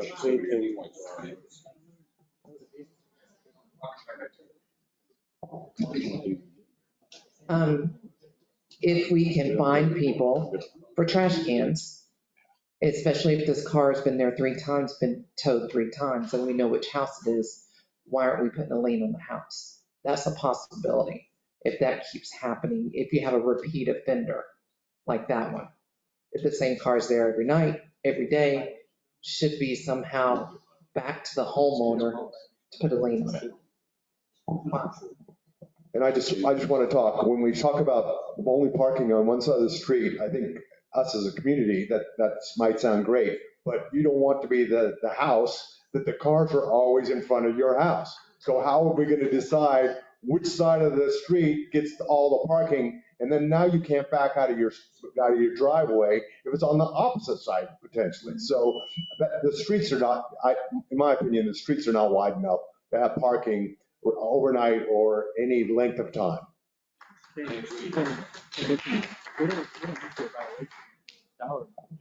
Yeah, I was just going to say that the painting, you can see that at the Champions Club. It doesn't look very nice when you have all sorts of different colors of paint. No. You go up and down the street and then you're, like zigging and zagging because they're going from one side to the other. The other thing is John and I spent about 5 years over on a board at Bellatrix. And I would have to say that I think for all 5 years, there was always an issue with the parking, and it's a very difficult thing to solve, and it's not easy to do. And then the other thing I was going to bring up is potentially in the future, around the corner sometime this year, the master will be going with a license plate reader, and so that data should be more easily available. But I don't know if we'll be able to share that. I don't know what if we can do it. I think I have a vague recollection that there's some kind of, we can't have that. Ramco can have it, but we can't have that information, like the master can't. So, but I'll check into that for you, so. Thank you. One more thing to add, in Country Club 1 and 2, if there's a car parked next to your mailbox, whether it's your car or not, the postman may or may not deliver your mail because they don't get out of the car. So if we all of a sudden decide that parking is allowed on the street and your neighbor or somebody straight down the street is always parking right in front of your mailbox, you'll have to go to the post office to get your mail. Hey, Teresa, were you getting at like giving people violations, kind of like how we do garbage cans. If their house, their car that's attached to their house, get a violation. I'm $25. I mean, it's, especially for someone that's doing it every day, you're towing them. Yeah, I mean, for total transparency, that vehicle, we did issue the home a violation. So it's in that process right now. Maybe why couldn't we just start finding these vehicles that don't have authorized tag as a visitor out there, and just you don't have to do anything other than you have to run the car. Who does the car belong to? Because somebody parks in front of my house, why am I getting fined? So you have to run that. Got another question back here? I want to hone in on what the violations piece of this. Either you come out and say, look, no parking on the street, period. That eliminates even a question about, nope, you can't get a ticket to a purchase to allow you to park. No parking, period, on our streets in the community. Then we have if something has to be changed, we should do it from a board perspective as far as a violation. Ticket the vehicles. Ticket the vehicles, and that ticket is just like if we call Osceola County Sheriff's and say, hey, we got a vehicle here that's been parked here a long time. We don't know whose car it is. They possibly would put a ticket on it, but I'm not saying do that. I'm saying we do it as the community. Change something in our bylaws or something that would allow us, Stephanie's group particularly, to ticket that vehicle. And they immediately, we got a record of it, they have to pay a fine. But first you gotta come out and say, either we don't park, period, no parking. That's the only solution. This doesn't work unless you say there's no parking in the community, period, unless in the designated areas. Do you And think make those designated areas clear. Do you think it should be no parking, period? Yeah. But you can park there if you have a tag? No. What if you have a tag? No tags, no more tags, no more tags, no more tags. Okay, then we, like I said, change the bylaws to include, say, exceptions. It doesn't matter, I'm just saying, I'm giving you an idea here. You gotta come up with something. If you guys want exceptions, give them exceptions. Holidays, whatever, exceptions. No parking, period, in the community, because we can't settle the city. Wait. No football parking. Okay, I agree with the no parking on the streets altogether, because I see it in my neighborhood all the time. They're there, they know when Stephanie and the group comes by, they can time it out. But if you have a small gathering, and we're not talking about if I have a party and I invite 10 people from outside the community, but if I just have 10 people come over to the house, where are they parking? I mean, my driveway's filled with cars already. You're not allowed to park on the apron, got to give them a tag for at least that night, for if you have an engagement, that's why you paid $1, for the tag. But if not, where else can they park? I mean, are we going to make everybody park at the golf course? And then you have the shuttle from the golf course? I mean, even residents. Is that what we're going to come down to? So, I mean, it's just something that you have to a lot to consider. So. Thank you, guys. So my question isn't totally related to parking, it's related to an issue like parking. How do you prevent tailgating, people getting on my tail when I go through the gate, and I can't prevent them from following me in? That actually. But they're already got their nose under the. Yeah, that's a very difficult situation to stop, to be honest with you, because like you said, once they get their nose under, if you have the gate, the alarms come down too quick, it's either going to land up on your car or whichever it might be, and you don't want damage to your car as it stands. But the gates really are controlled by the master, so we can bring that up to the master to find out if there's something it is that they think that can be done for it. But, the talk about bringing contacting Osceola County, because we're private roads, typically sheriff's department will not come out and ticket or anything like that. But as Mark said, we dealt with this for a lot of years and we had ideas. They worked sometimes, they didn't work other times and so forth. The thing in Bellatray is that you had one car driveway. You didn't even have multiple car driveways. But the one thing that I'd like to say to the board and ask Stephanie and so forth is, can we send a notification out to the community, a one-time notification that is basically a 24-hour notification that they are not able to park on the streets, and then have a tow company come in and start doing the towing? So that would be something that we'd have to ask the attorney. But if we could get something out there that just gives a warning one time as a mass mailing or whichever it might be, everybody has that information, they've been informed, and then from that point on, we can have a tow company come in and start doing what it is that needs to be done as far as those vehicles. So can you look into that too? We have some more comments. Yes, we do have some more comments online. Wasn't the policy for those extra spots worded differently before the parking policy update? Either way, it should be updated. There are homeowners using this as an extension of their driveway and think they are personally entitled to those spots.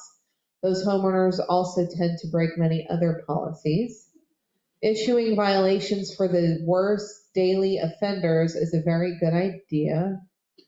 Also, we should plant no parking towing signs throughout the community and get rid of the windshield tags.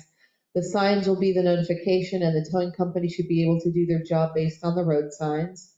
The security drive around the community. If they do, then they should be able to handle this day and night and they call the tow truck company. So the Country Club at Champions Gate does not have roving security. I know the Retreat does, but not Country Club. Does the Master? No, the Master does not either. I know the Retreat does, but Country Club does not.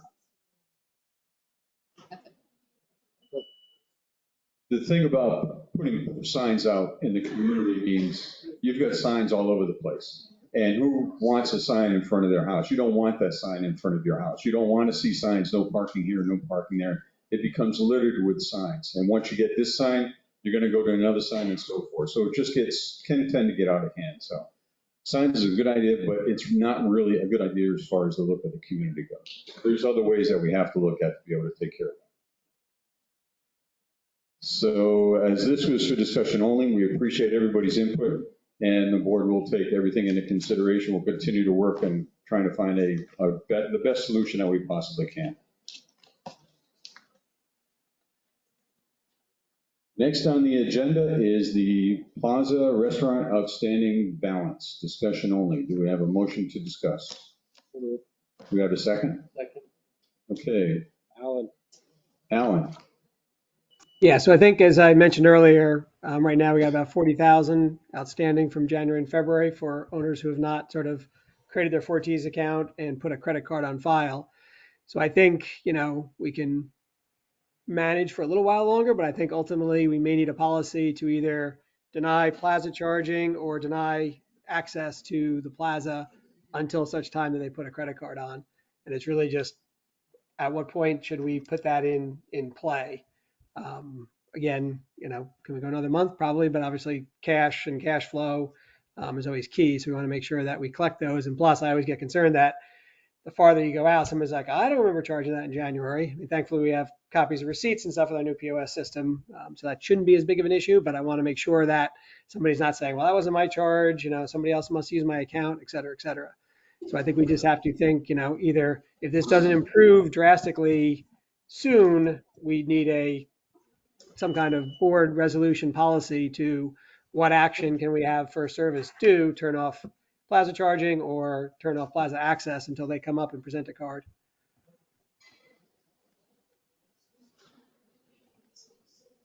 It's a real issue. Any other discussion by the board? I agree. Comments from the audience? Real quick, we do have one comment online. Anyone with an outstanding balance should have their privileges suspended. Well, and I was going to say basically the same thing. I don't want to be that draconian, but 90 days, suspend their privileges to the plaza. If it goes to 180 days, add the golf course too. That way, hey, look, we're just limiting the amenities portion of their housing here until they get it solved. We can't just continue to rack up charges without having the rest of us pay for their community benefits.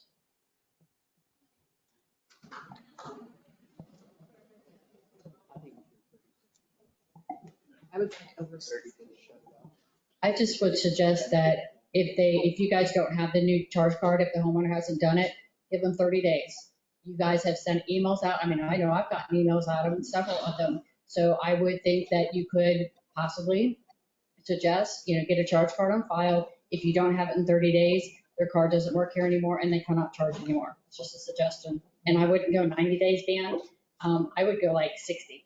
It's the people that have to pay for their $75 a month, so if you don't have a card at all, so that they're just racking up that every month. So if you don't come, you're still just going back and forth charges, so it still needs something other than cut their card off. So you're right. So are they paying the HOA fee, like the $75 part of it, and they're not paying their bill when they eat here?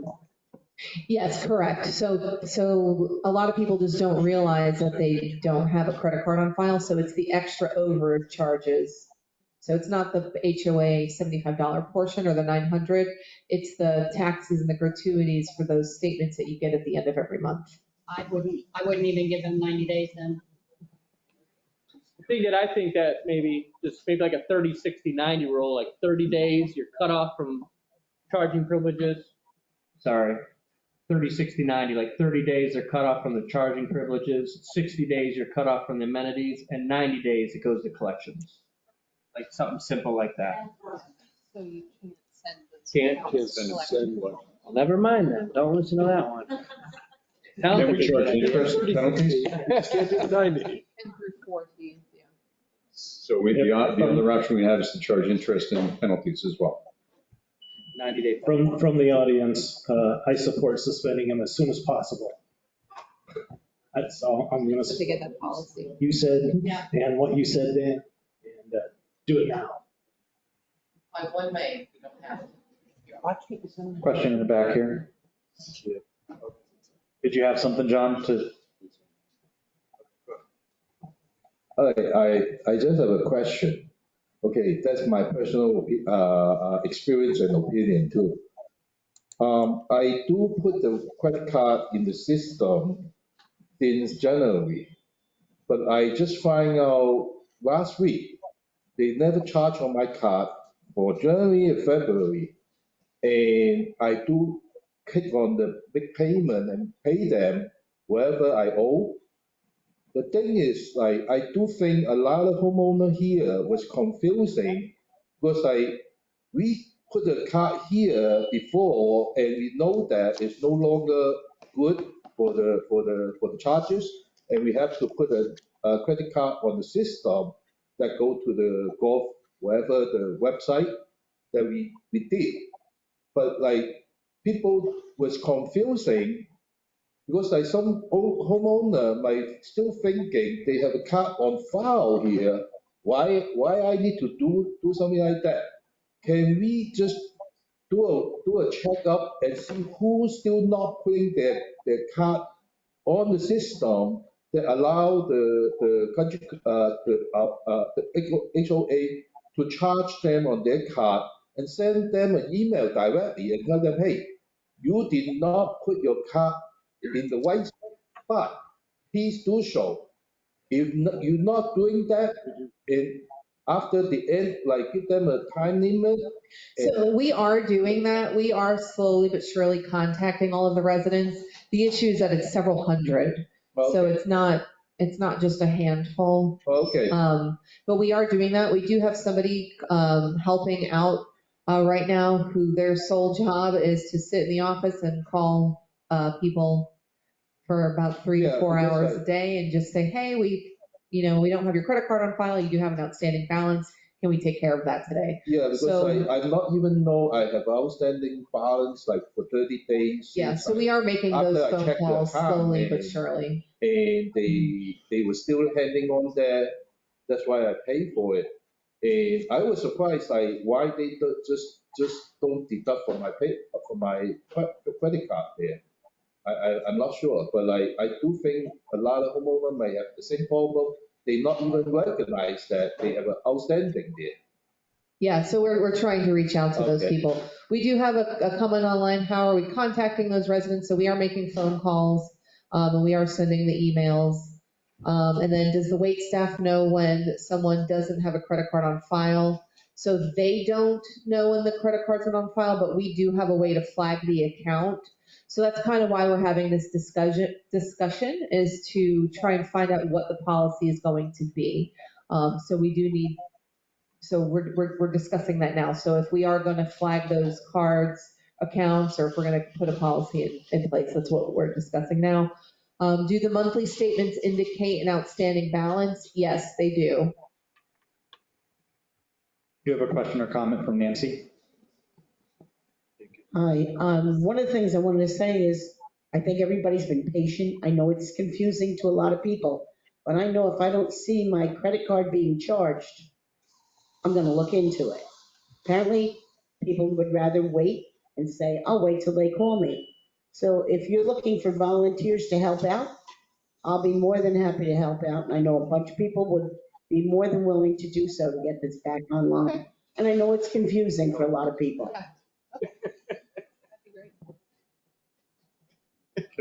Anything else from the audience? No other comments on Do we have any way of running a report in 4Ts to see if people have put their credit card under the wrong person, the secondary person instead of the primary person? Yes, we do, and we've been working with that as well. So one thing with 4Ts is that every account has the primary member and the secondary member. Credit cards have to be set up under the primary member. So if you have a credit card on file and it's not automatically running at the end of the month, that indicates that you don't have the credit card set up under the primary member. So we have been reaching out to those people as well to try and switch the card over to the correct member. I have a credit card under 4T, and when I get the bill, I just go and I pay it, so my card never runs. Is that okay? That's not Yes. something- okay. Yep, so if you, oops, sorry. Yes, that is okay. So if you get your statement at the end of the month and you go online and pay it manually online, that's perfectly fine as well. That means that when credit cards run on the 10th of the month, your card just won't be charged because you already made the payment. And that's exactly how it's been working. So the day I get the bill, by the next day, I'm out there paying it, and it never hits my credit card. Yep. Bill her regularly. That's it. That's it. Okay, thank you everyone for your comments. We appreciate that. Next on the agenda is the golf club outdoor tent for discussion only. Do we have a motion to discuss? Do we have a second? Second. Okay, discussion by the board? Okay. Here we go. Stay with me on this one, because this is a little bit of a challenge and a problem. When the community was originally built, there were some plans that came through. There were some plans for a clubhouse down at the golf course, and it had a certain size facility. That was not what Lennar built. What they then did is they took out a private liquor license. We are not a private club at the golf course. We are a semi-private, which puts us in the classification as public. Having said that, there are some certain implications to that. Specifically, when you move to a public license, you have a requirement for 200 seats. If you've been into the clubhouse, we do not have 200 seats.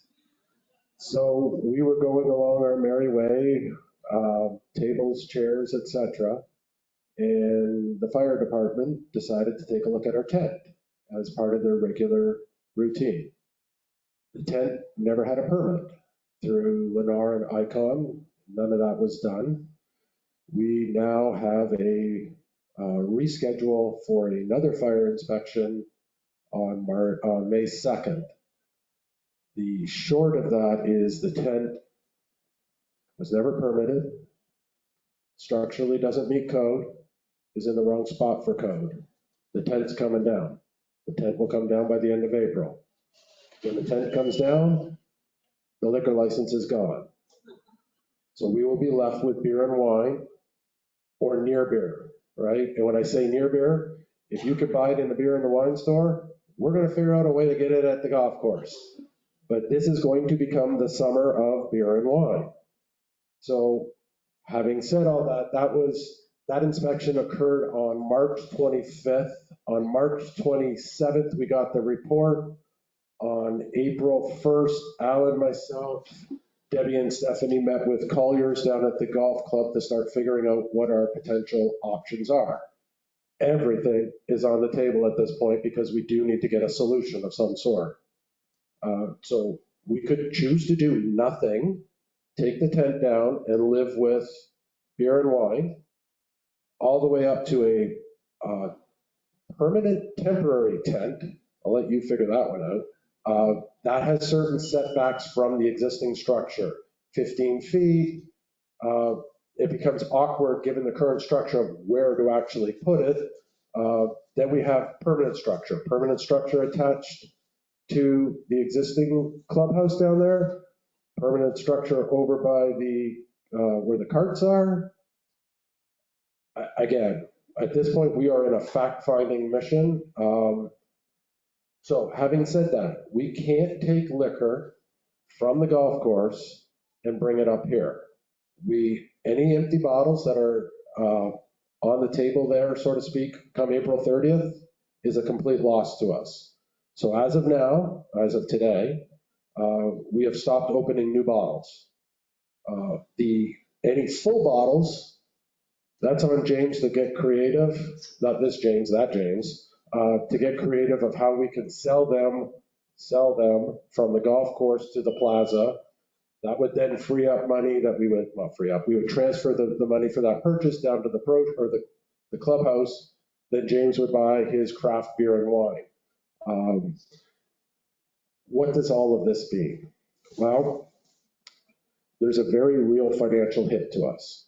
$117,000 is what our budgeted gross sales for liquor are. On the upside, we're running behind on that, so you guys have already started to move to beer and wine. We are currently, now not all these numbers are out in the public domain with you guys yet, but we have about 100,000 in revenue left from today to the balance of the year, which generates about a $70,000 net to our bottom line. So that's the size of the nut we are going to have. How do we make that up? Well, maybe beer. Transfer of those sales to beer, transfer them to wine, more people buying food. We're really going to need to now, out at any other time, now is the time to start supporting the grill at the golf course.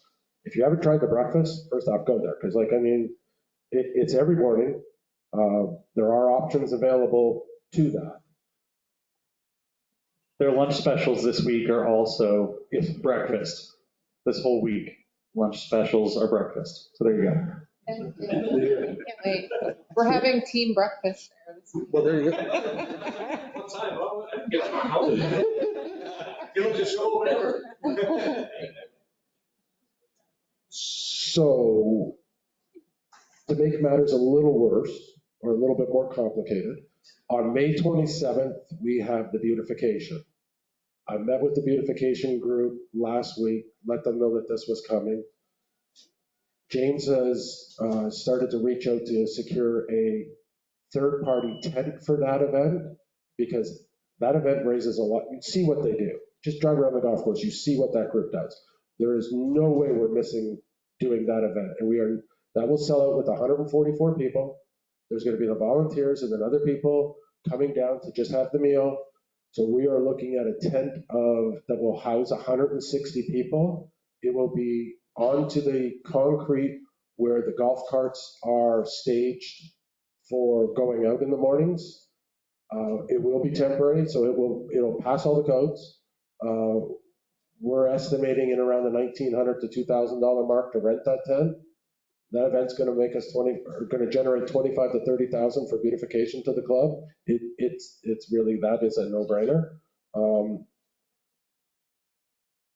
The additional part is Alan and myself have been dealing with quantifying the loss on this and the financial impact. All of that will serve to go back to our 558 lawsuit. Our 558 lawsuit is the deficiencies and irregularities that Lennar owes us. We do think that we will eventually be successful, but we need to be real. That is years down the road.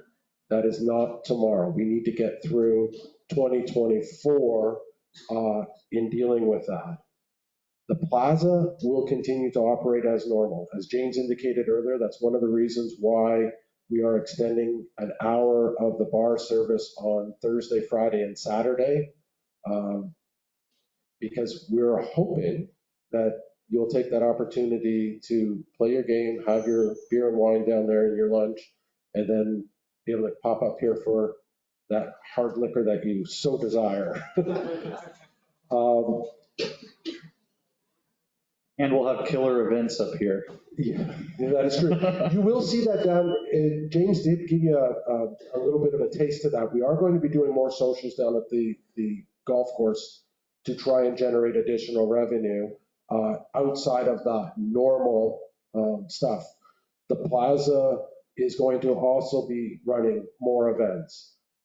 We also have to keep in mind, we can't do a BYO. You cannot bring your own booze, right? As much as everybody wants a good fireball or whatever the case may be, it's not in the cards. It's going to create some other challenges.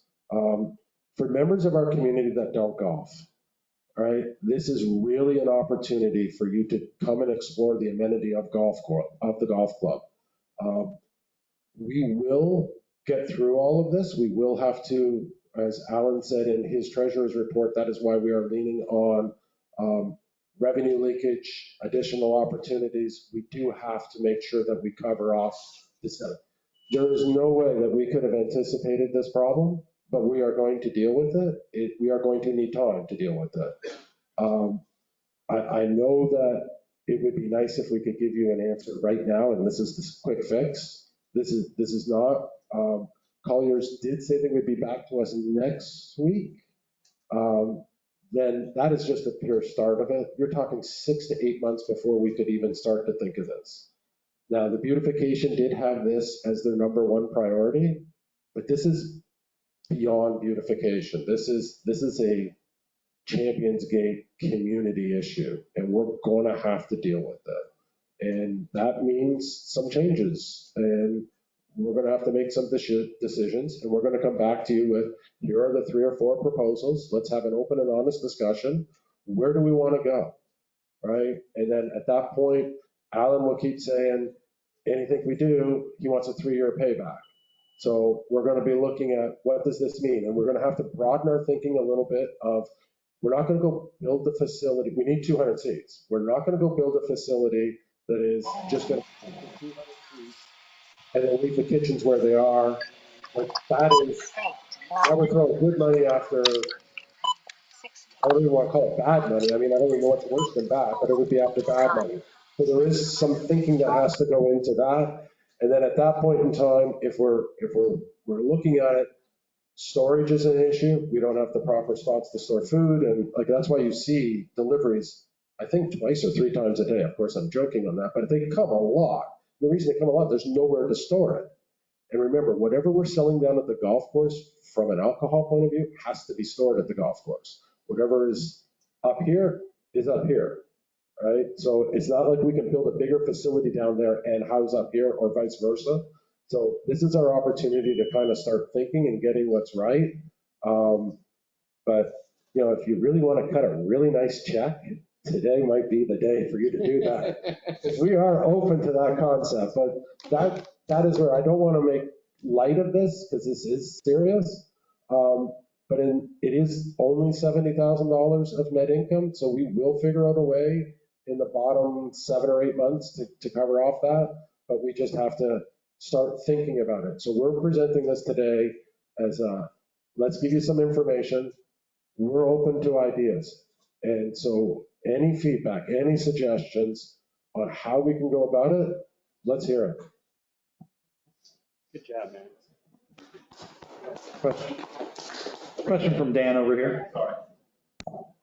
And I appreciate that. Bad news does not get better with age. So get it out in front of everybody and so we can digest it. Just if you could, just give us clarification. So what exactly, besides the 10 having to come down, no shade, but for alcohol serving capability, what will be left at the plaza? Sorry, the golf course. You can take that?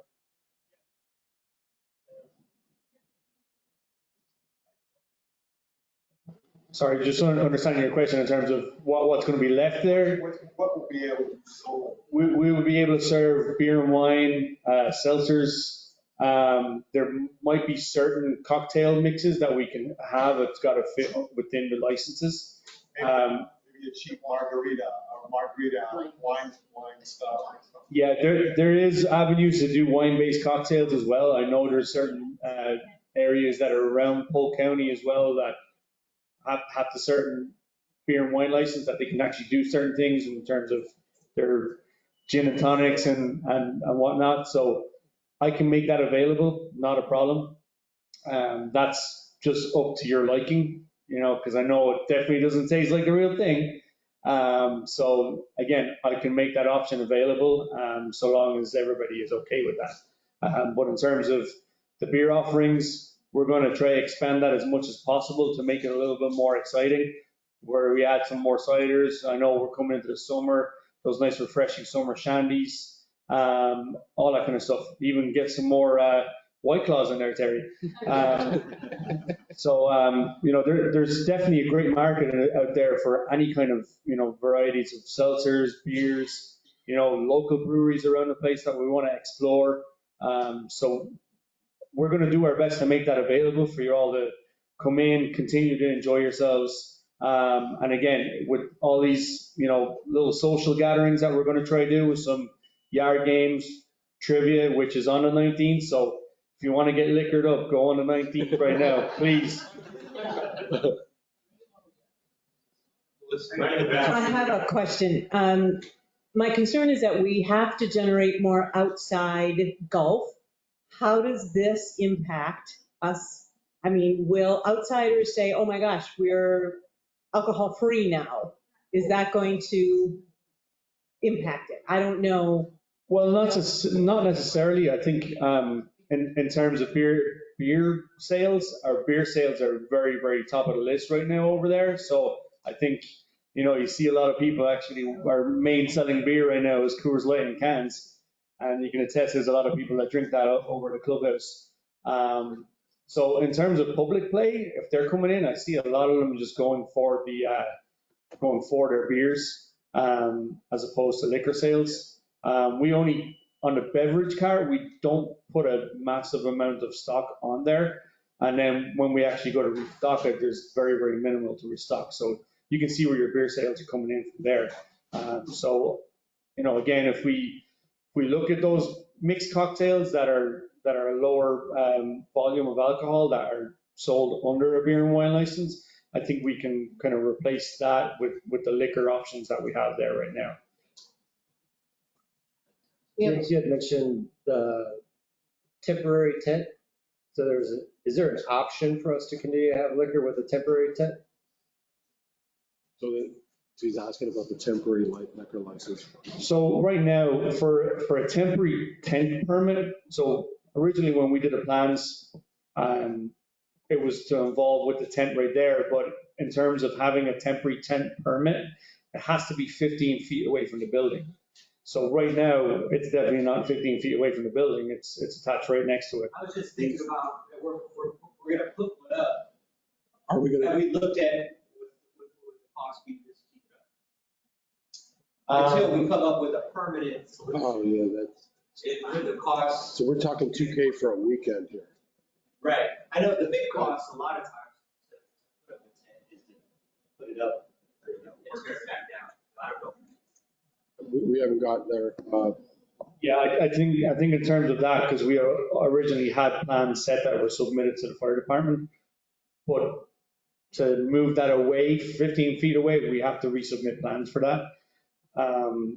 That's, it's very, very timing matter as well, so. Have some online. I've got one more question here real quick before we move to online.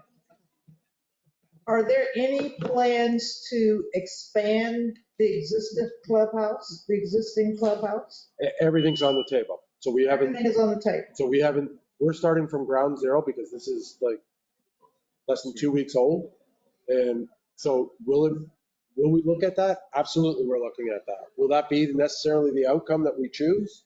That's not a we decision. Well, eventually it's a we decision, but it's a we decision, right? But that's a decision that I would definitely vote for.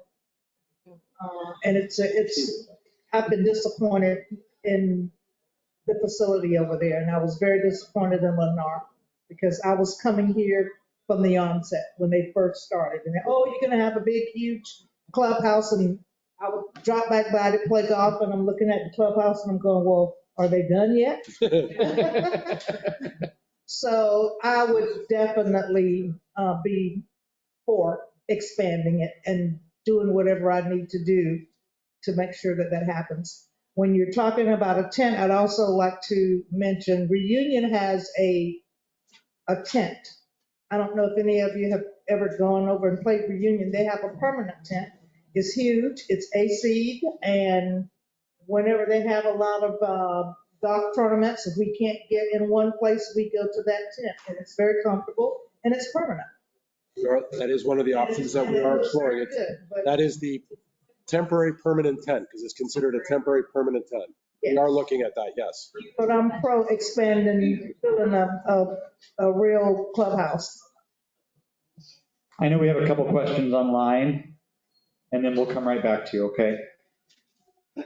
Just a few comments here. Need to take out a loan to build an appropriate facility, which could help us with future revenue.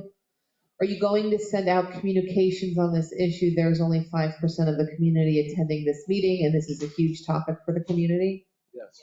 Yes, I believe the plan is to send out communication on this to the community. Was the tent put up by Lennar, or was it done post Lennar? Who made this decision? And we don't know who, but it doesn't. It was pre-turnover. It was pre-turnover, so. We used to have 2 tents. Yeah. One got stolen. And then just a comment, this was a great meeting tonight, very informative. Wow. Take a screenshot of that. Is that all from online? Yeah. Okay, perfect. I have a clarification question, because I think I heard you say that we can't get a license that includes hard liquor unless we have 300 seats. 200 seats, excuse me. But not that I go to lots of bars, but there's lots of bars that I've been in on 27, little English pubs up and down. I don't think 60 people fit in. So it also has to do with the fact that we're a golf course. There's different rules for like golf clubs compared to just regular bar establishments. So this would definitely be a construction defect. Yes, it's the 550, part of the 550 area. All right, I know Gene has another question or comment here. Is the lack of the clubhouse part of the lawsuit against Lennar to try and get that reconciled? So 2 different issues. The clubhouse, the lack thereof of what wasn't built versus what was planned, that is already part of the 558. We're now into new territory. So now we have a $2,000 tent that we never expected to have to rent. So that's all part of it. Now we got into the fixing. We can't wait for them to fix this, right? So will the check come? Probably, right? I mean, that's to be decided and negotiated at some point in the future. How much will that be?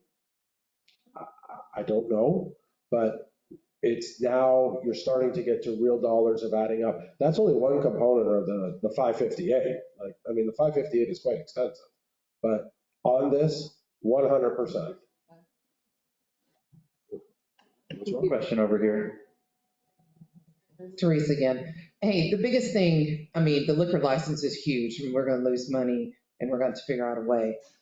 But the other thing, as a golfer that comes in and we have shotguns and we all come in together, the heat. Yes. The heat is going to start melting us.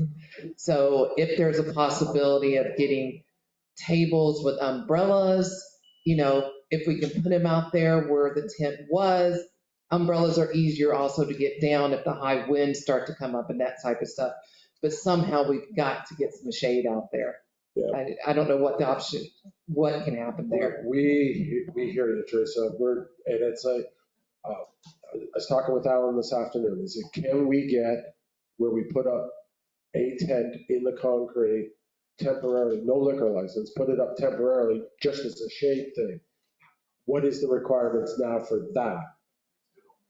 We don't meet the code part for the liquor license, but that's a problem. Let's go to B problem is how do we get shade? Because, I mean, you know, just none of us want to sit in it. Let's be honest. Drink beer, it's even all. Right. Like, I mean, we can't get the beer in you fast enough, Dan. I mean, but for the people who really stay here during the summer. 100%.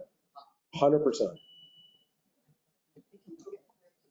Stephanie, coming from New Mexico, we dealt with a lot of heat and sun as well.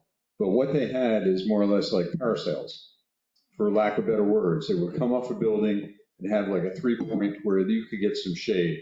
And they were put up with, you know, steel poles, et cetera. Is that something it is that we could consider doing on the side of the golf club?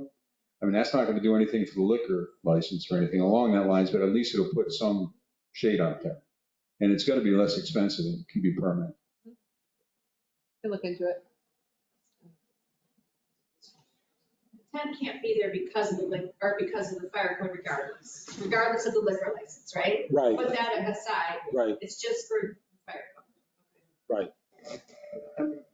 Has to be So 15 feet away. 15 feet, right? And then there's a whole bunch of other setbacks. So when we're looking at that option, we really are into the concrete. There is a grass area that we could look into.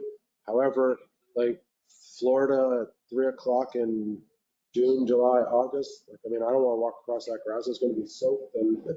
But so we have to, the concrete by where the carts are, somehow in there probably is part of the solution.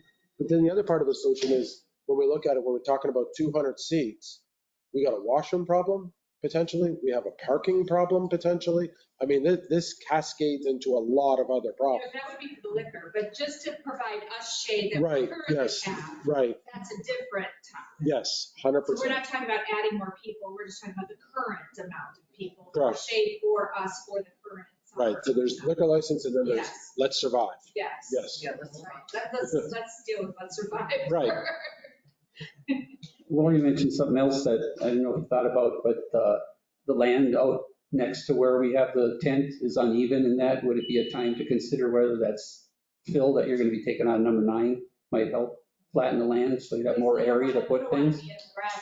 Yeah, but if you could, then you could add more concrete on top of it to make it away from the building, but level. Yeah.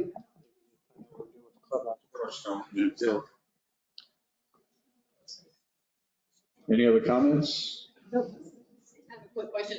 So is it a possibility that you could have a tent in a different area as a permanent, which would also be the liquor license, or is that not an option? It's potentially an option. Okay, my question is just confused. So we have 2 issues, right? We got to get if we get a tent and we're going to move it out to a permanent, remember these tents aren't inexpensive. So you got to weigh the immediacy of that versus what are we going to do longer term? Because does that get us to where we want to go, or are we just tossing a Band-Aid on something? If it's tossing a Band-Aid on it, then we need to look at potentially tables with little umbrellas, and we kind of figure out how to get through.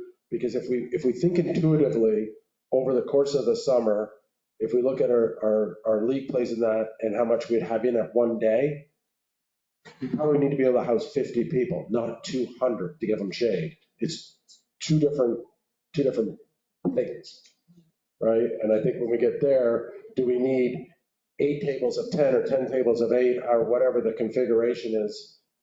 Yes, we probably need something. What the cost is of that, I don't know at this point. So just to clarify, so we don't think that our bathrooms are up to code either. Even if we did all the other stuff, we're probably gonna have to do extensive renovations to pretty much start over the building to get up to 200. If you want me to guess, the answer is yes. And when you start looking at the kitchen, there's no way that the kitchen's gonna be able to cook for 200. I mean, James is good, but let's be real. What about grants? There's grants for most everything out there. What about the potential of looking into the possibility of grants? Or maybe even reaching out to various contractors and so forth, seeing if they would be willing to donate certain portions and have their name somewhere in the facility as sponsors. Yeah.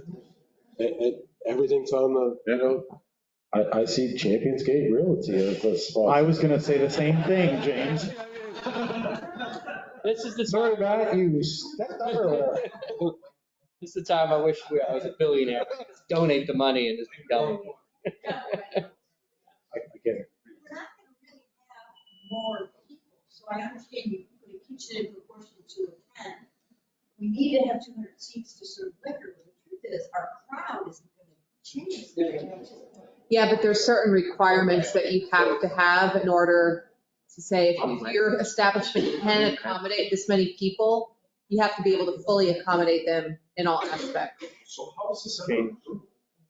That's what I'm just scratching my head. When you say approved, what being approved? When? You know, how do we get the permit to get it? I don't know. There was no permit. Did the laws change? Did the codes change or something? So they ran it through as a private, and then it's completely different, and now we're not. I mean, we never were. And We were with private. doesn't necessarily fix that, because then they're gonna go, but yeah, I hear what you're saying.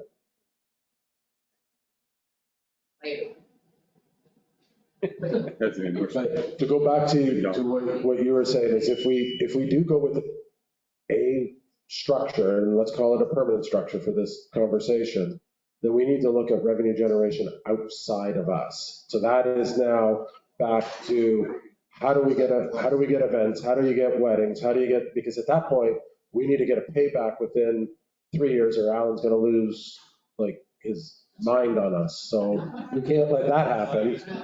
I know, I was gonna go with the hair, but I thought it was awful. But yes, we are gonna have to look at that. And then at that point, it becomes a math question, and it becomes, what as a community are we willing to sign up for? And then how are we gonna finance it? Exactly. And then what do we do in the interim? Because if we start crushing stuff, like, I mean, these are questions we just don't have the answers for right now. And that's why when, I don't know who it was that asked the question online, are we going to be disseminating information? Yes, please read it. This is one where if you're going to get feedback, this is the one to really get feedback, because this is going to, we're now looking at making a decision that really will chart how the direction of Champions Gate for years to come, because this is not a fix in 2024. It's just not.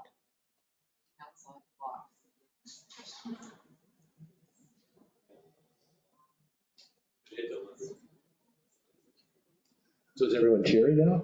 Yes, I have news. I think James has liquor for sale somewhere. I was just gonna say, as of right now, there is probably like a small window for you all to come in and, enjoy yourselves, have some liquor, come on in every day, enjoy yourselves. We're getting into the summer, let's enjoy ourselves, and relax. So, see you in the morning. Okay. Well, again, thank you, everybody. We appreciate all your input. Obviously, this is going to be quite a task, a lot of things to look into and plans to be drawn. But as James said, we will be going out to the community with this information to advise, inform everyone, and then obviously we will be holding some town halls to have further discussions. So we appreciate your attendance tonight. We thank you very much. Do I have a motion to adjourn? Do I have a second? Second. All those in favor? Aye. Motion passes unanimously. Thank you, everyone. Have a good night. Thank you. Thanks.